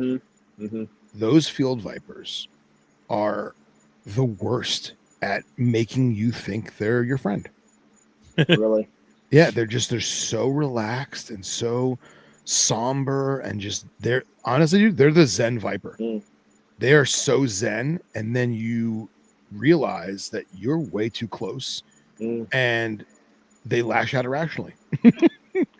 Gosh, yeah. When they strike, they bark and they go like schizophrenic sand snakes. Yeah, that's it, man. They're fucking schizo sand snakes. When they strike, they do a mock strike where they bark and they'll go rawr, with their mouth closed, and then at the same time they'll undulate their body against themselves like a saw-scale viper and make that rasping saw sound while also giving like a deep growling hiss. I mean, it's not that deep. The snake's only this big, but but as deep as it could be, a growling, rasping, huffing and puffing sound. Absolutely. And they have this like nose bridge that makes them super ominous looking. That's cool. But at the same time, when I open the enclosure at night, because I do most of the maintenance at night because I want to see them. They're nocturnal. They're doing their thing. They're cryptic. They're cryptic basking during the day, but at night they're all festooned over the dead branches of the dead fake bushes and stuff I got in there. And their pupils are huge and they're absolutely adorable. And then the minute I go in there, those pupils turn into these little cat slits, and all of a sudden you hear the, and it's like, fuck, what did I do? That's cool. Yeah. That's cool. Yeah, I've always been fascinated with venomous vipers in particular. But Yeah, if you could keep, what would you Yeah. get? oh man, I have no idea. I would Noah's Ark in it. You know what I mean? Like honestly, um, I don't know. I definitely would have um, an Eastern Diamondback. 100%. That'd probably be the first thing I got. But I don't know. I just vipers are fascinating. I don't know if I'd ever keep gaboons, but rhinos maybe. I don't know. I have a It'd weird. be like I'd be like Ash Ketchum. I'd have to catch them all. Yeah. Just so cool. Just the dentition and the skull structure and how they've evolved and how different it is from other snake species or snake genuses. It's really fascinating. And then of course the thermoreceptive pits. That's one thing I really like about pythons. As they see infrared heat. I think it's fascinating. But Oh yeah, I'm trying to find a growling video, but I'm coming up unsuccessful. yeah, if you find one, you'll have to send that to me, man. I'd really like to. Yeah, most definitely, man. It's that's badass. It's weird because like you're like, oh, he's huffing and puffing, he's a viper, and all of a sudden it starts to do the saw scale rasp, and you're like, oh shit, that came in left field. That's cool. Yeah, I had no idea that there was no anti-venom.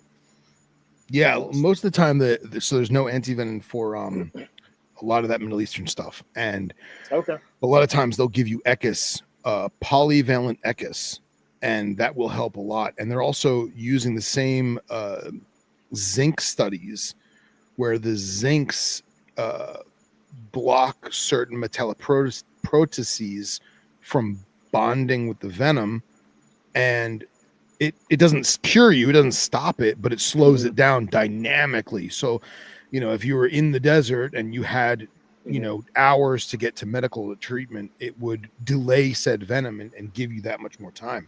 So they're studying that, but it's such a snake that's off the beaten path that no one really is encountering unless you're in the real rural areas, that there's not a lot of reason for them to look into it. Yeah. And everything costs money, and I guess if there's not a lot of human interaction, then why spend the money on it?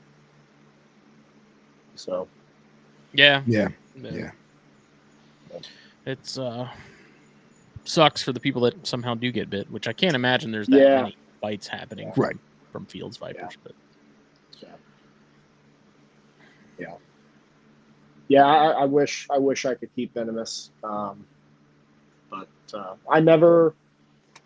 By the time I really got serious about keeping more than just a pet snake, and really got into herpetoculture,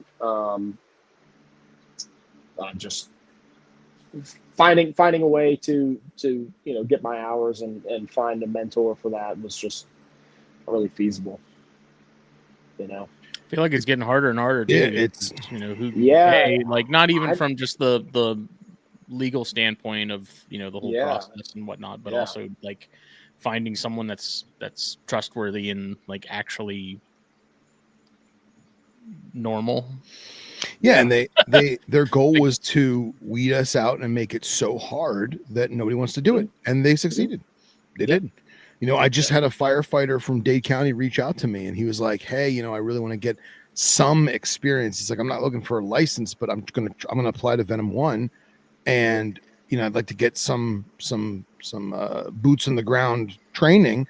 And I was like, "Hey, man, I got no place to train you. You know what I mean? Because to be honest, I'm not gonna have strangers come over my home. Not right now." So. Yeah, I mean, I don't. I wouldn't. I don't really want anybody over at my place either.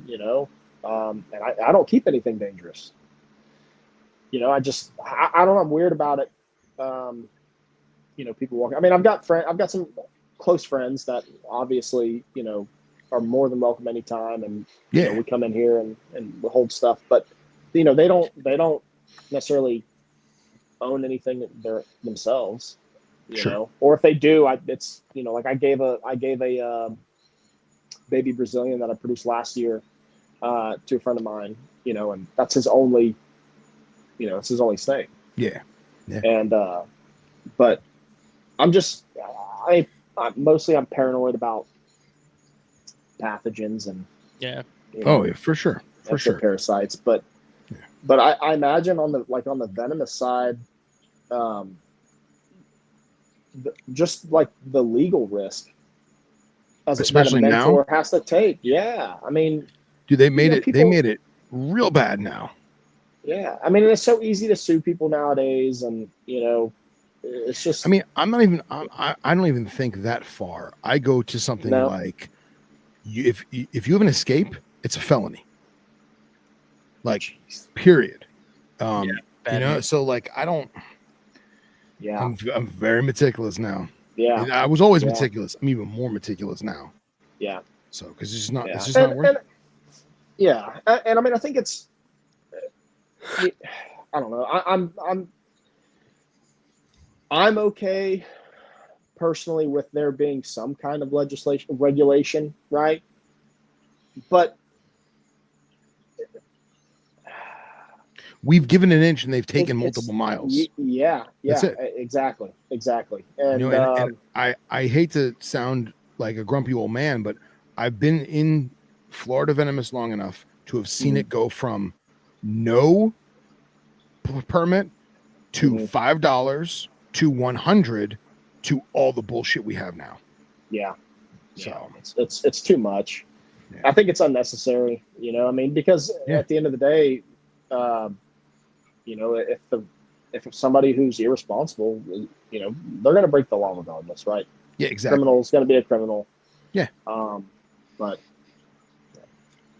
yeah. Well, on that note, I found a field viper audio. It's a little skewed because it's in a tub, but here you go. Mm-hmm. Oh, it's not playing.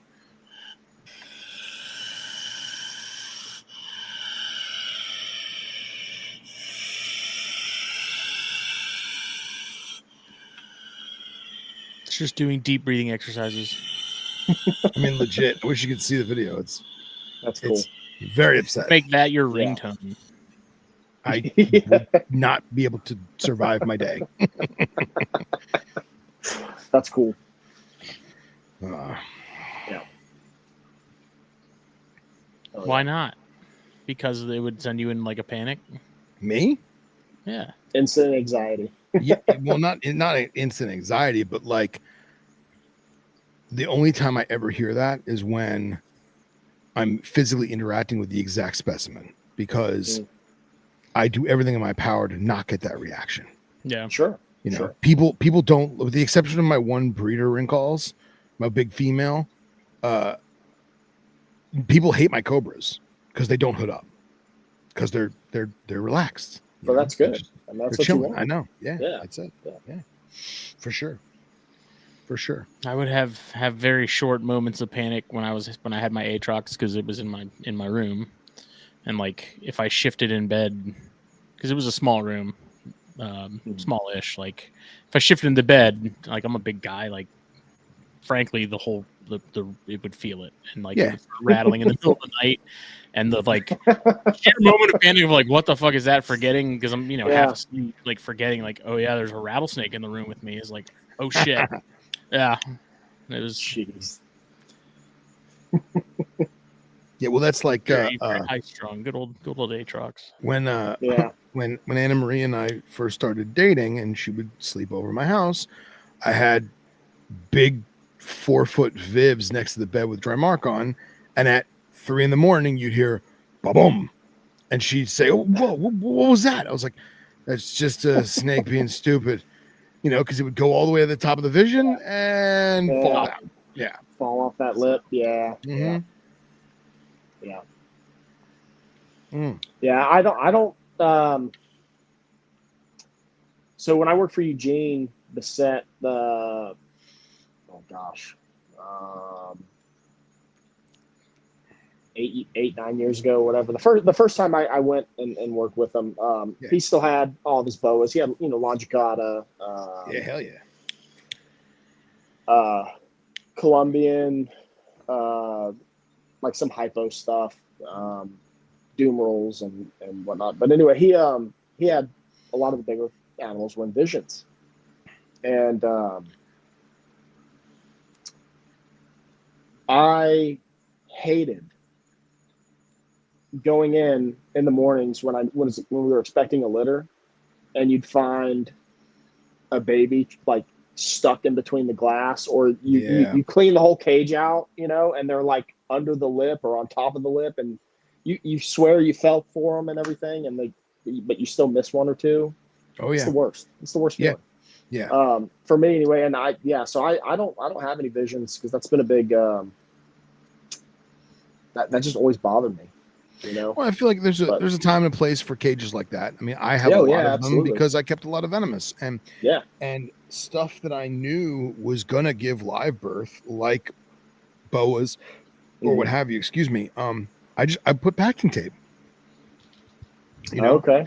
I put packing tape against the seam so that they couldn't go in or through that gap. And then a lot of times I don't have them now because I actually like that lip. I like that it's there for a multitude of reasons with venomous. But when I worked for like Jay Eaton or I worked for Strictly, we would spray foam the lip. You know, and just fill spray foam along the whole lip of the top and the lip of the bottom. So there's no way for a snake to get up in there. And so if you did have like a BCI that dropped a litter, you don't have to do this because there was nothing to do. I took many finger bites doing that, but and that's one thing I really appreciate about a lot of the vision cages, and I wish more companies would do this, is how they have the recessed area for the lighting. So you can still stack your vivs. I really wish more companies would do that. But the problem is, I can't tell you. I never did it with mine because I'm super OCD with like taping the wires down and shit. But man, working at like Underground, where they had at one point the whole store was visions, because that was what you did in a retail store. You had vision cages, and man, we had so many of those domes that were melted through because somebody moved it. Oh yeah, somebody would move a cage, they'd slide the cage to clean, or the lamp, instead of it being perfectly up and down, it'd be like that. And it would melt this whole area of plastic, and that was just the worst. One time, a good friend of mine who's a very responsible keeper had an escape-proof venomous room, and he didn't realize that the lamp did that, and it melted a hole in a East African green mamba's enclosure. Oh gosh! And at night, the lights went out, the plastic cooled. 6 to 8 hours later, now you have a perfect hole in the vision cage. And when he went in the room to feed said snakes the next day, he was like, "Oh, where's my green mamba?" Oh, shit. Now, luckily, because of those light recesses in each vision cage, the mamba had come out and just gone down to the tank below it and was in between the light recess of the tank below it. So like we found the snake in 2 seconds. It didn't go anywhere. And like I said, the room was escape proof. There was never any danger in that regard, but that could have been really, really bad had he not seen it right away, Yeah, so, absolutely. And again, I'm not dogging vision, but that's something you need to be mindful of. Yeah. Luckily we never experienced that. I mean, maybe Gene did at some point, but while I was there, I thankfully never got to, or never had to deal with that. But yeah, I never thought about that. That'd definitely be a concern of mine for sure. Yeah. But, and Dalton's in the group chat, and he says, "How did Florida decide that a flying snake and a boom slang need the same training?" So a good question. They do not need the same training. Flying snakes are not regarded as venomous in Florida. There is only 5 genus or genera of snake of colubrid or rear fang, whatever you want to call it, in Florida. that is considered quote unquote venomous, and that's Dyspholetus, Rhabdophis, Boiga. I said Rhabdophis, Actrotaspis, and what am I forgetting? Sea snakes? No, that's its own thing. They're completely banned. Boiga, Rhabdophis, Dyspholetus, Elatornis. Teletornis. Thank you. Teletornis. Everything else is not considered venomous. So like Hydranastis is, even though it is potentially harmful to us, it is not regarded as venomous in the state of Florida. Yeah. Which what is it? wild. Toxic Adrias as well. That's another one, right? That's Nope. no, they're not. Yeah, correct. Toxic Adrias is right. a fairly African boiga. Yeah, fairly potent, potable, as you say, but not considered venomous on paper. Yeah, that's crazy to me. That boiga they decided on, but whatever. Which I can't knock them for that. You know what I mean? I can't. Yeah. Yeah, because when they wrote that law, man, it was 100 hours, or I'm sorry, 1,000 hours when they wrote that law. Right. So you go over your buddy's house for a couple times a week for like a year and you're good. Yeah. Now, not the case. Yeah. Sorry, I had to put the charger on the phone. Yeah, and that's another species or genus is that I'd like to keep is boiga. Yeah. But they're cool.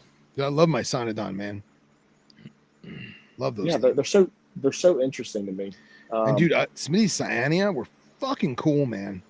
Yeah, they really were. I was always green. Yeah, I was always eyeing those, being envious. Probably some of the easiest snakes I've ever bred. Really? So easy. You don't want to go back to them? I mean, I may eventually if I have more space. Yeah. I got rid of mine just because they were on the table for legislation for South Carolina, and I was like, let me go ahead and get ahead of this. Yeah. And ironically, traded them to Terry Burwell, who's also in South Carolina, just in the opposite corner, for some rhinos. And then they never revisited it. It never got brought back up. So yeah. It's a little quick on the draw there, but yeah. And Dalton asked, was Boiga just an overreaction to Guam, referencing Boiga in Florida? I think that had something that had a part in I don't, because Boiga regularis is federally banned. So it's kind of a you know what I mean? But so weird. Right? So weird. Yeah. Imagine we could get night tigers though.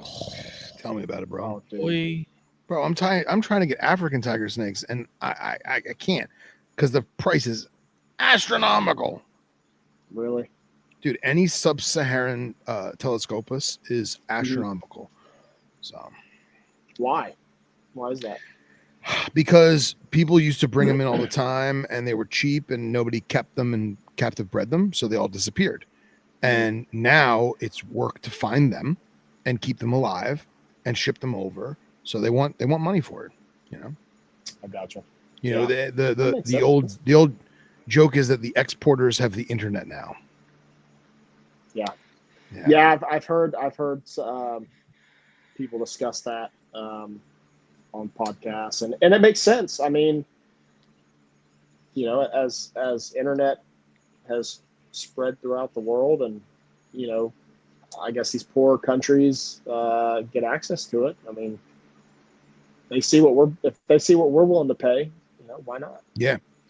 Well, and that was the thing is the rumor is that gaboon vipers were the reason why imports became expensive, because what was happening is we were importing farm bred gaboon vipers for 10 or 15 bucks, $25 a piece. We would wholesale them for $75 a piece. We would retail them for $1.25. That was, or maybe 150. It was pretty. And that was like the going rate, man. Right. Yeah. And the exporters had really no idea that's what we were doing because there wasn't 5G, you know. And then as time went on and more reptile sellers as a whole, whether it be King Snake or Morph Market or whatever, not Morph Market, I'm sorry, Fauna Classifieds or personal websites, now the exporters see, oh no, they're not selling for 125, they're selling them for 300. Oh, well, if you're going to sell a $25 snake for $300, we want a slice of that. Guess what? Now they're $100 a baby. So now instead of a shipment being $2,500 for the whole shipment, now it's 12 grand for the whole shipment. And people are like, we can't afford that. Let's cut that in half. Let's not do this. Let's not do that. You know, these African tiger snakes were not a hot seller because they want to eat little lizards and no one wants to keep them alive, feed them lizards because this is the early 2000s and no one cares. Stop importing them, you know. And now Telescopus semiannulata is a $1,200 snake because it's captive bred from Germany. Is it really? Oh, for sure. Wow. Yep. Yeah, I mean, they were kind of just flying by the seat of their pants before Starlink and all that stuff. You know, they had no idea what was happening. They weren't sure what was selling and what wasn't, other than they were getting reordered. You know. Yeah. So, especially now that they're getting their American dollars worth. You know what I mean? Mm-hmm. So then you have places like Indonesia where a lot of it is, how do I phrase this politically correct? So the importer pays, I'm making these numbers up, right? The importer pays $100. Well, that $100 is going to the big boss of the animals. The big boss of the animals is not catching these animals or breeding these animals. He's paying out his underlings. So it depends on how hard it is to find that animal, how hard it is to breed that animal, and that's how much the underling gets paid. So therefore, the exporter from Indonesia or Malaysia or Thailand, it's very skewed as to who gets what cut. Does that make sense? Am I being just vague enough? And the price goes up. You know, and then you get a Tanzania situation where, okay, we're going to allow 500 of these chameleons a year because they're protected species. And the guy who puts the stamp on the export paperwork, he don't give a shit because he doesn't know anything about lizards, and he lets 5,000 go through an accident. Tanzania freaks out and shuts the whole country down. Is that actually what happened? That's verbatim what happened. My numbers are skewed, but basically there was a chameleon. They would allow X amount of chameleons of that species to leave the country every year for renewable resources. You know what I mean? Right. And 1 year, let's say it's 1,000 chameleons. That 1 year they let like 5,000 out, and the government was like, "Whoa, who approved this? All right, that's it. We're done. Shut it down. Nobody gets Tanzanian animals," which hurt a lot of farmers and a lot of rural individuals who made their livelihood doing that. You know, it's very much like remember Williams eye geckos? Mm-hmm. I can't remember who was telling me. One of our friends in our little network was telling me that the way that they catch those geckos was they would net gun the whole tree. Yeah. And then they would chop the tree down. Really? And shake the tree out in the net to catch all the micro geckos. Well, the trees never grow back. So the geckos are gone. That's it. They're done. So Tanzania and Ethiopia and whoever else, wherever those, you know, Williams eye geckos are from, they were like, nope, no more. Done. So, yeah. Wild. You know, and I feel bad because like the farmer, they had no idea what they were doing. The catcher had no idea what they were doing. Mm-hmm. But yeah, just trying to make a living. Yeah. It's crazy. So, you guys have any planned acquisitions this year? Oof. I'm gonna say, or at least hoping for something. I'm hoping to genuinely pair some stuff. because I've had a bunch of bad pairings where I never got locks, and obviously nothing came. But last year was probably the worst, because the year before that I kind of half-assed it. Last year I actually intentionally put stuff together. There's a spider on my hat. Look at that. What kind? I had like a little garden spider. I don't know. It was like hanging from my brim. Watch it be like a nymph black widow or something stupid. I want to get real pairings, and I want to come to fruition this year. That's my goal. Yeah. So, hell yeah. Smitty? I mean, snake wise, I don't think I really have anything on the radar except for more of the same. You know, I'm checking Morph Market's rough scaled sandboa section pretty regularly. I check the house snake section pretty regularly.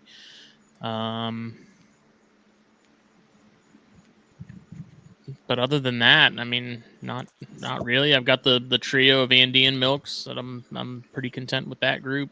Nice. Oh, nice. Yeah. But yeah, I mean, like spider wise, is a little different story. But Oh, Oh, yeah. I didn't tell you. My desert Harry's died.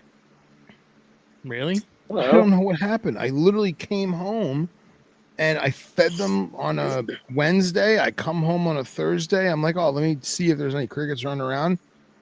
Dead. kaput. Morte. Both of them. And like fresh to the point where they were like limp. Oh wow. Yeah, I have no idea what happened. Interesting. So, I think sucks. yeah. the Margar tatus, at least one of the females, is gravid. I think. Hell yeah. You think that's held sperm? No, because I like paired them, Oh, cool. and Good. the pair. I had 2 pairs. I've got 2.2, and I've kept them together for the last 2 months. Hell yeah. And Okay. probably gonna separate them here soon because I feel like the males got the jobs done. Excellent. But so far, like cohabiting wise, they've been doing fine. I throw a cricket in there periodically just to make sure the female doesn't get any urges. Yeah. And Oh so yeah. far so good. I don't know. Nice. Heck yeah. Nice. Pretty cool. Yeah. Very. So you said probably not on the snakes, but what about on the arachnids? What are you trying to? What would you hope to get this year if you? Everything.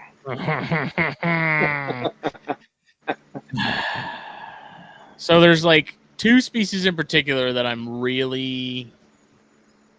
feel like are kind of like my rhino and conicus of the spider world. Which is the Mexican pink, which is Brachypelma classy, and then the bamboo earth tiger, which is Taxinus bambus.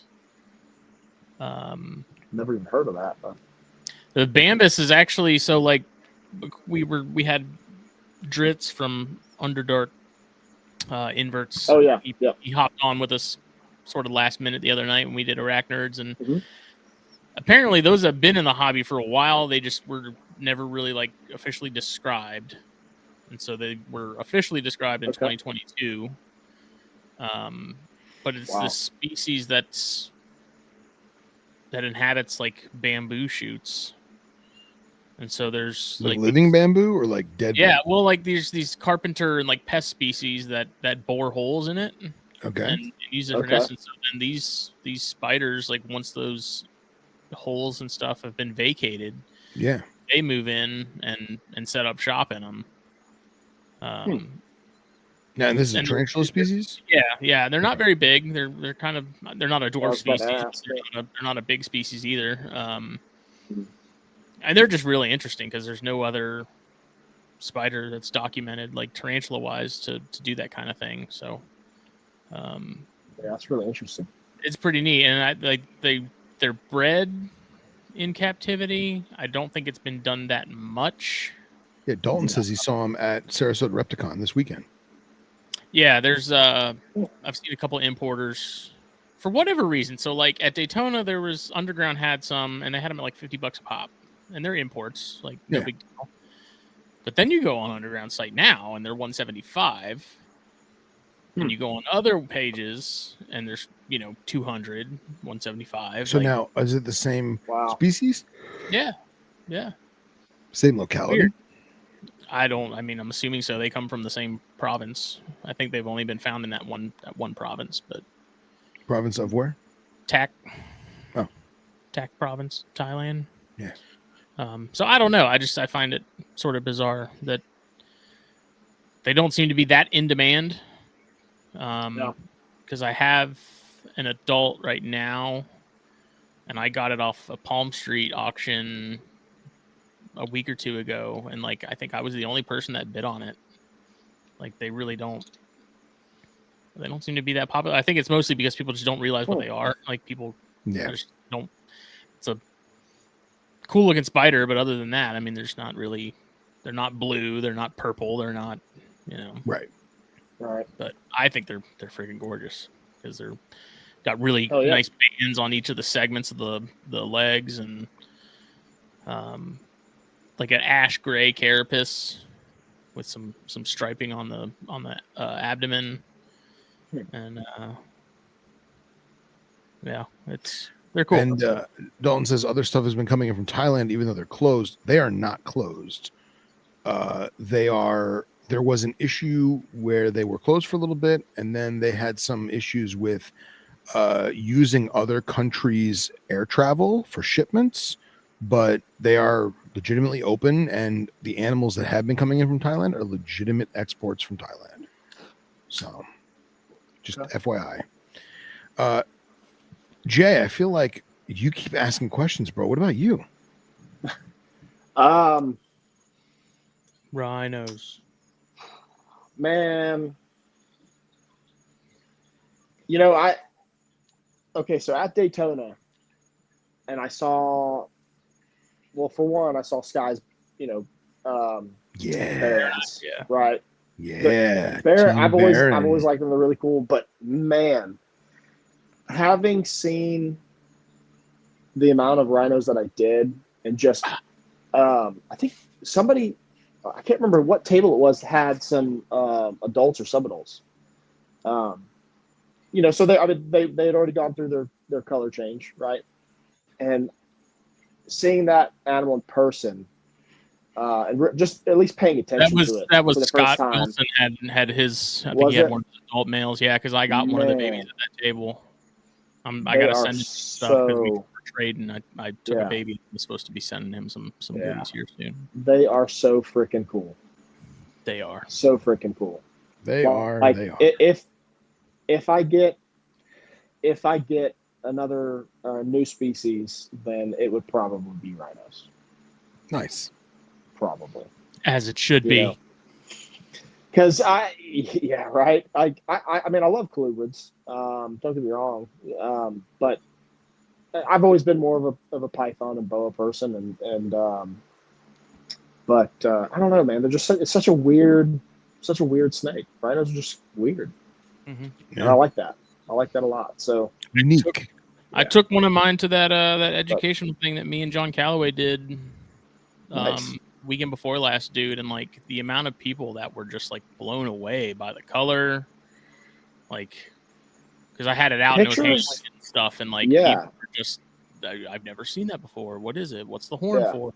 So many questions and stuff about it. And it's we had other cool stuff, but people saw that rhino and they were like, "What is that?"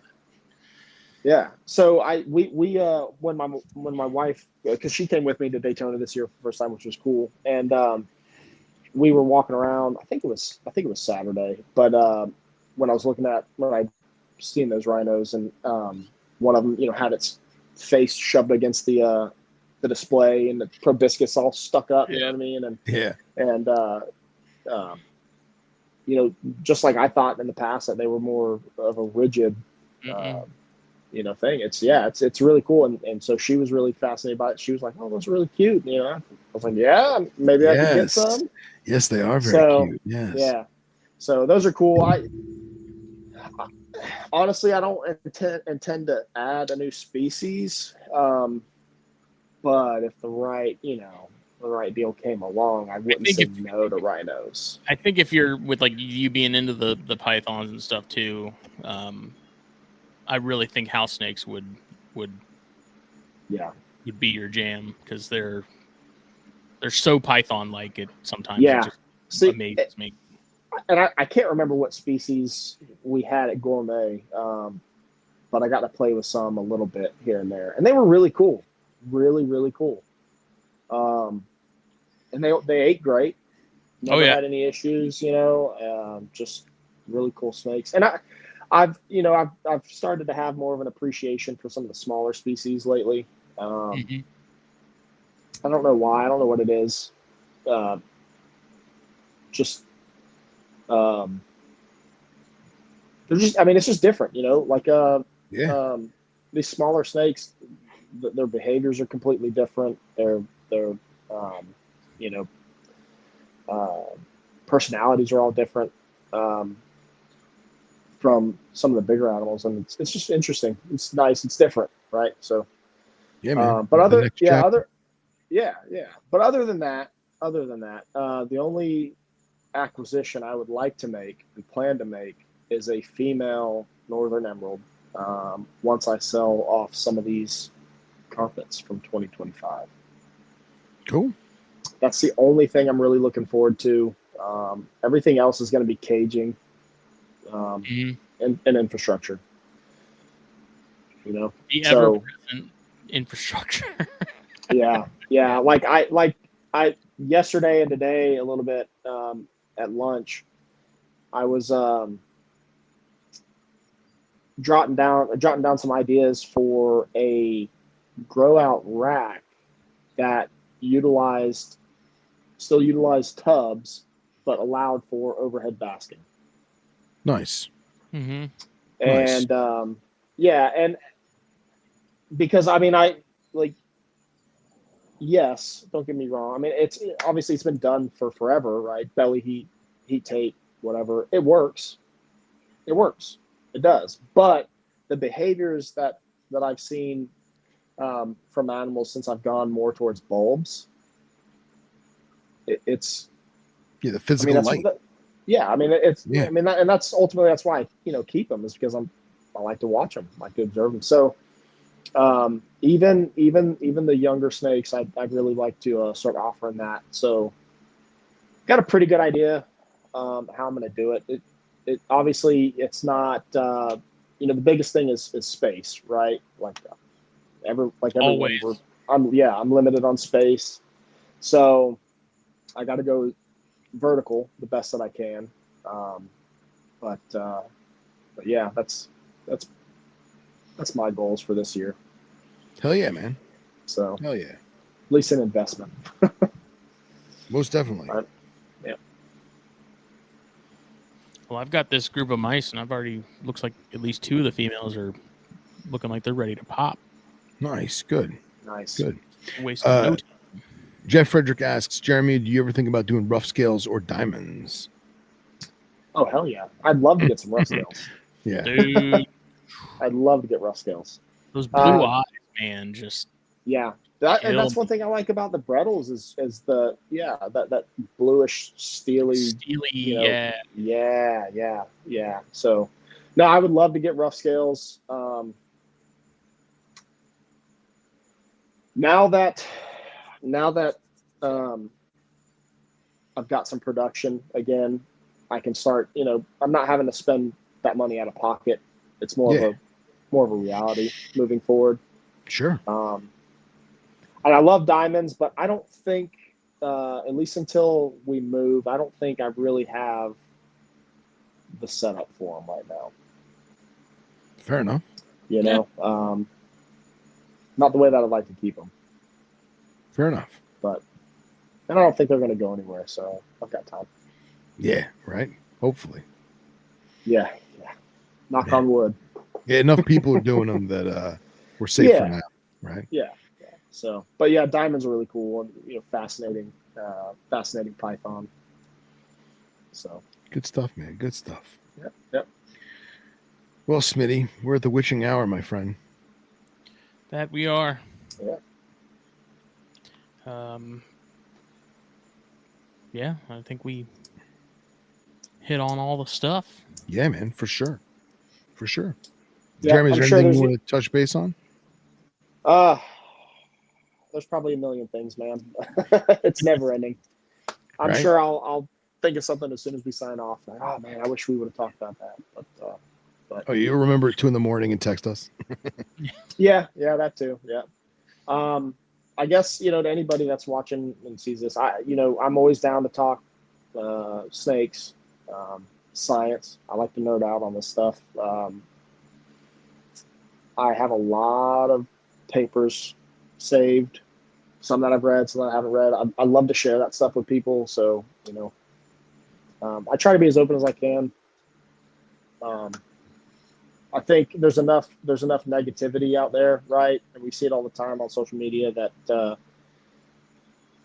I strive to be that one of those people that is that helps instead of Yeah. belittle. So yeah, if anybody ever has questions, reach out.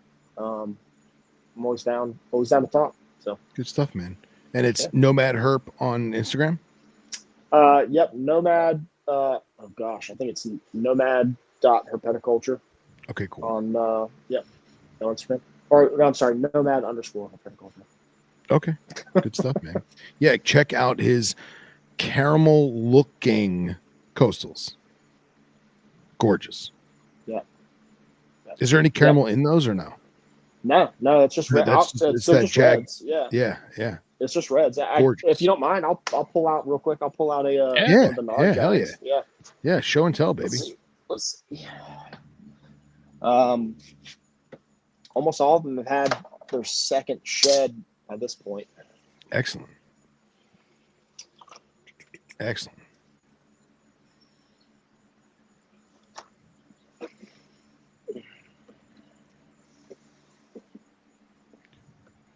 The anticipation.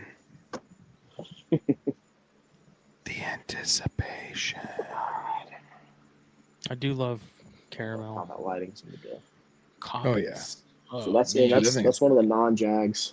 Dude, that's like almost Brettles looking, Yeah. right? Yeah, I was really impressed. I'm super stoked to see these come out.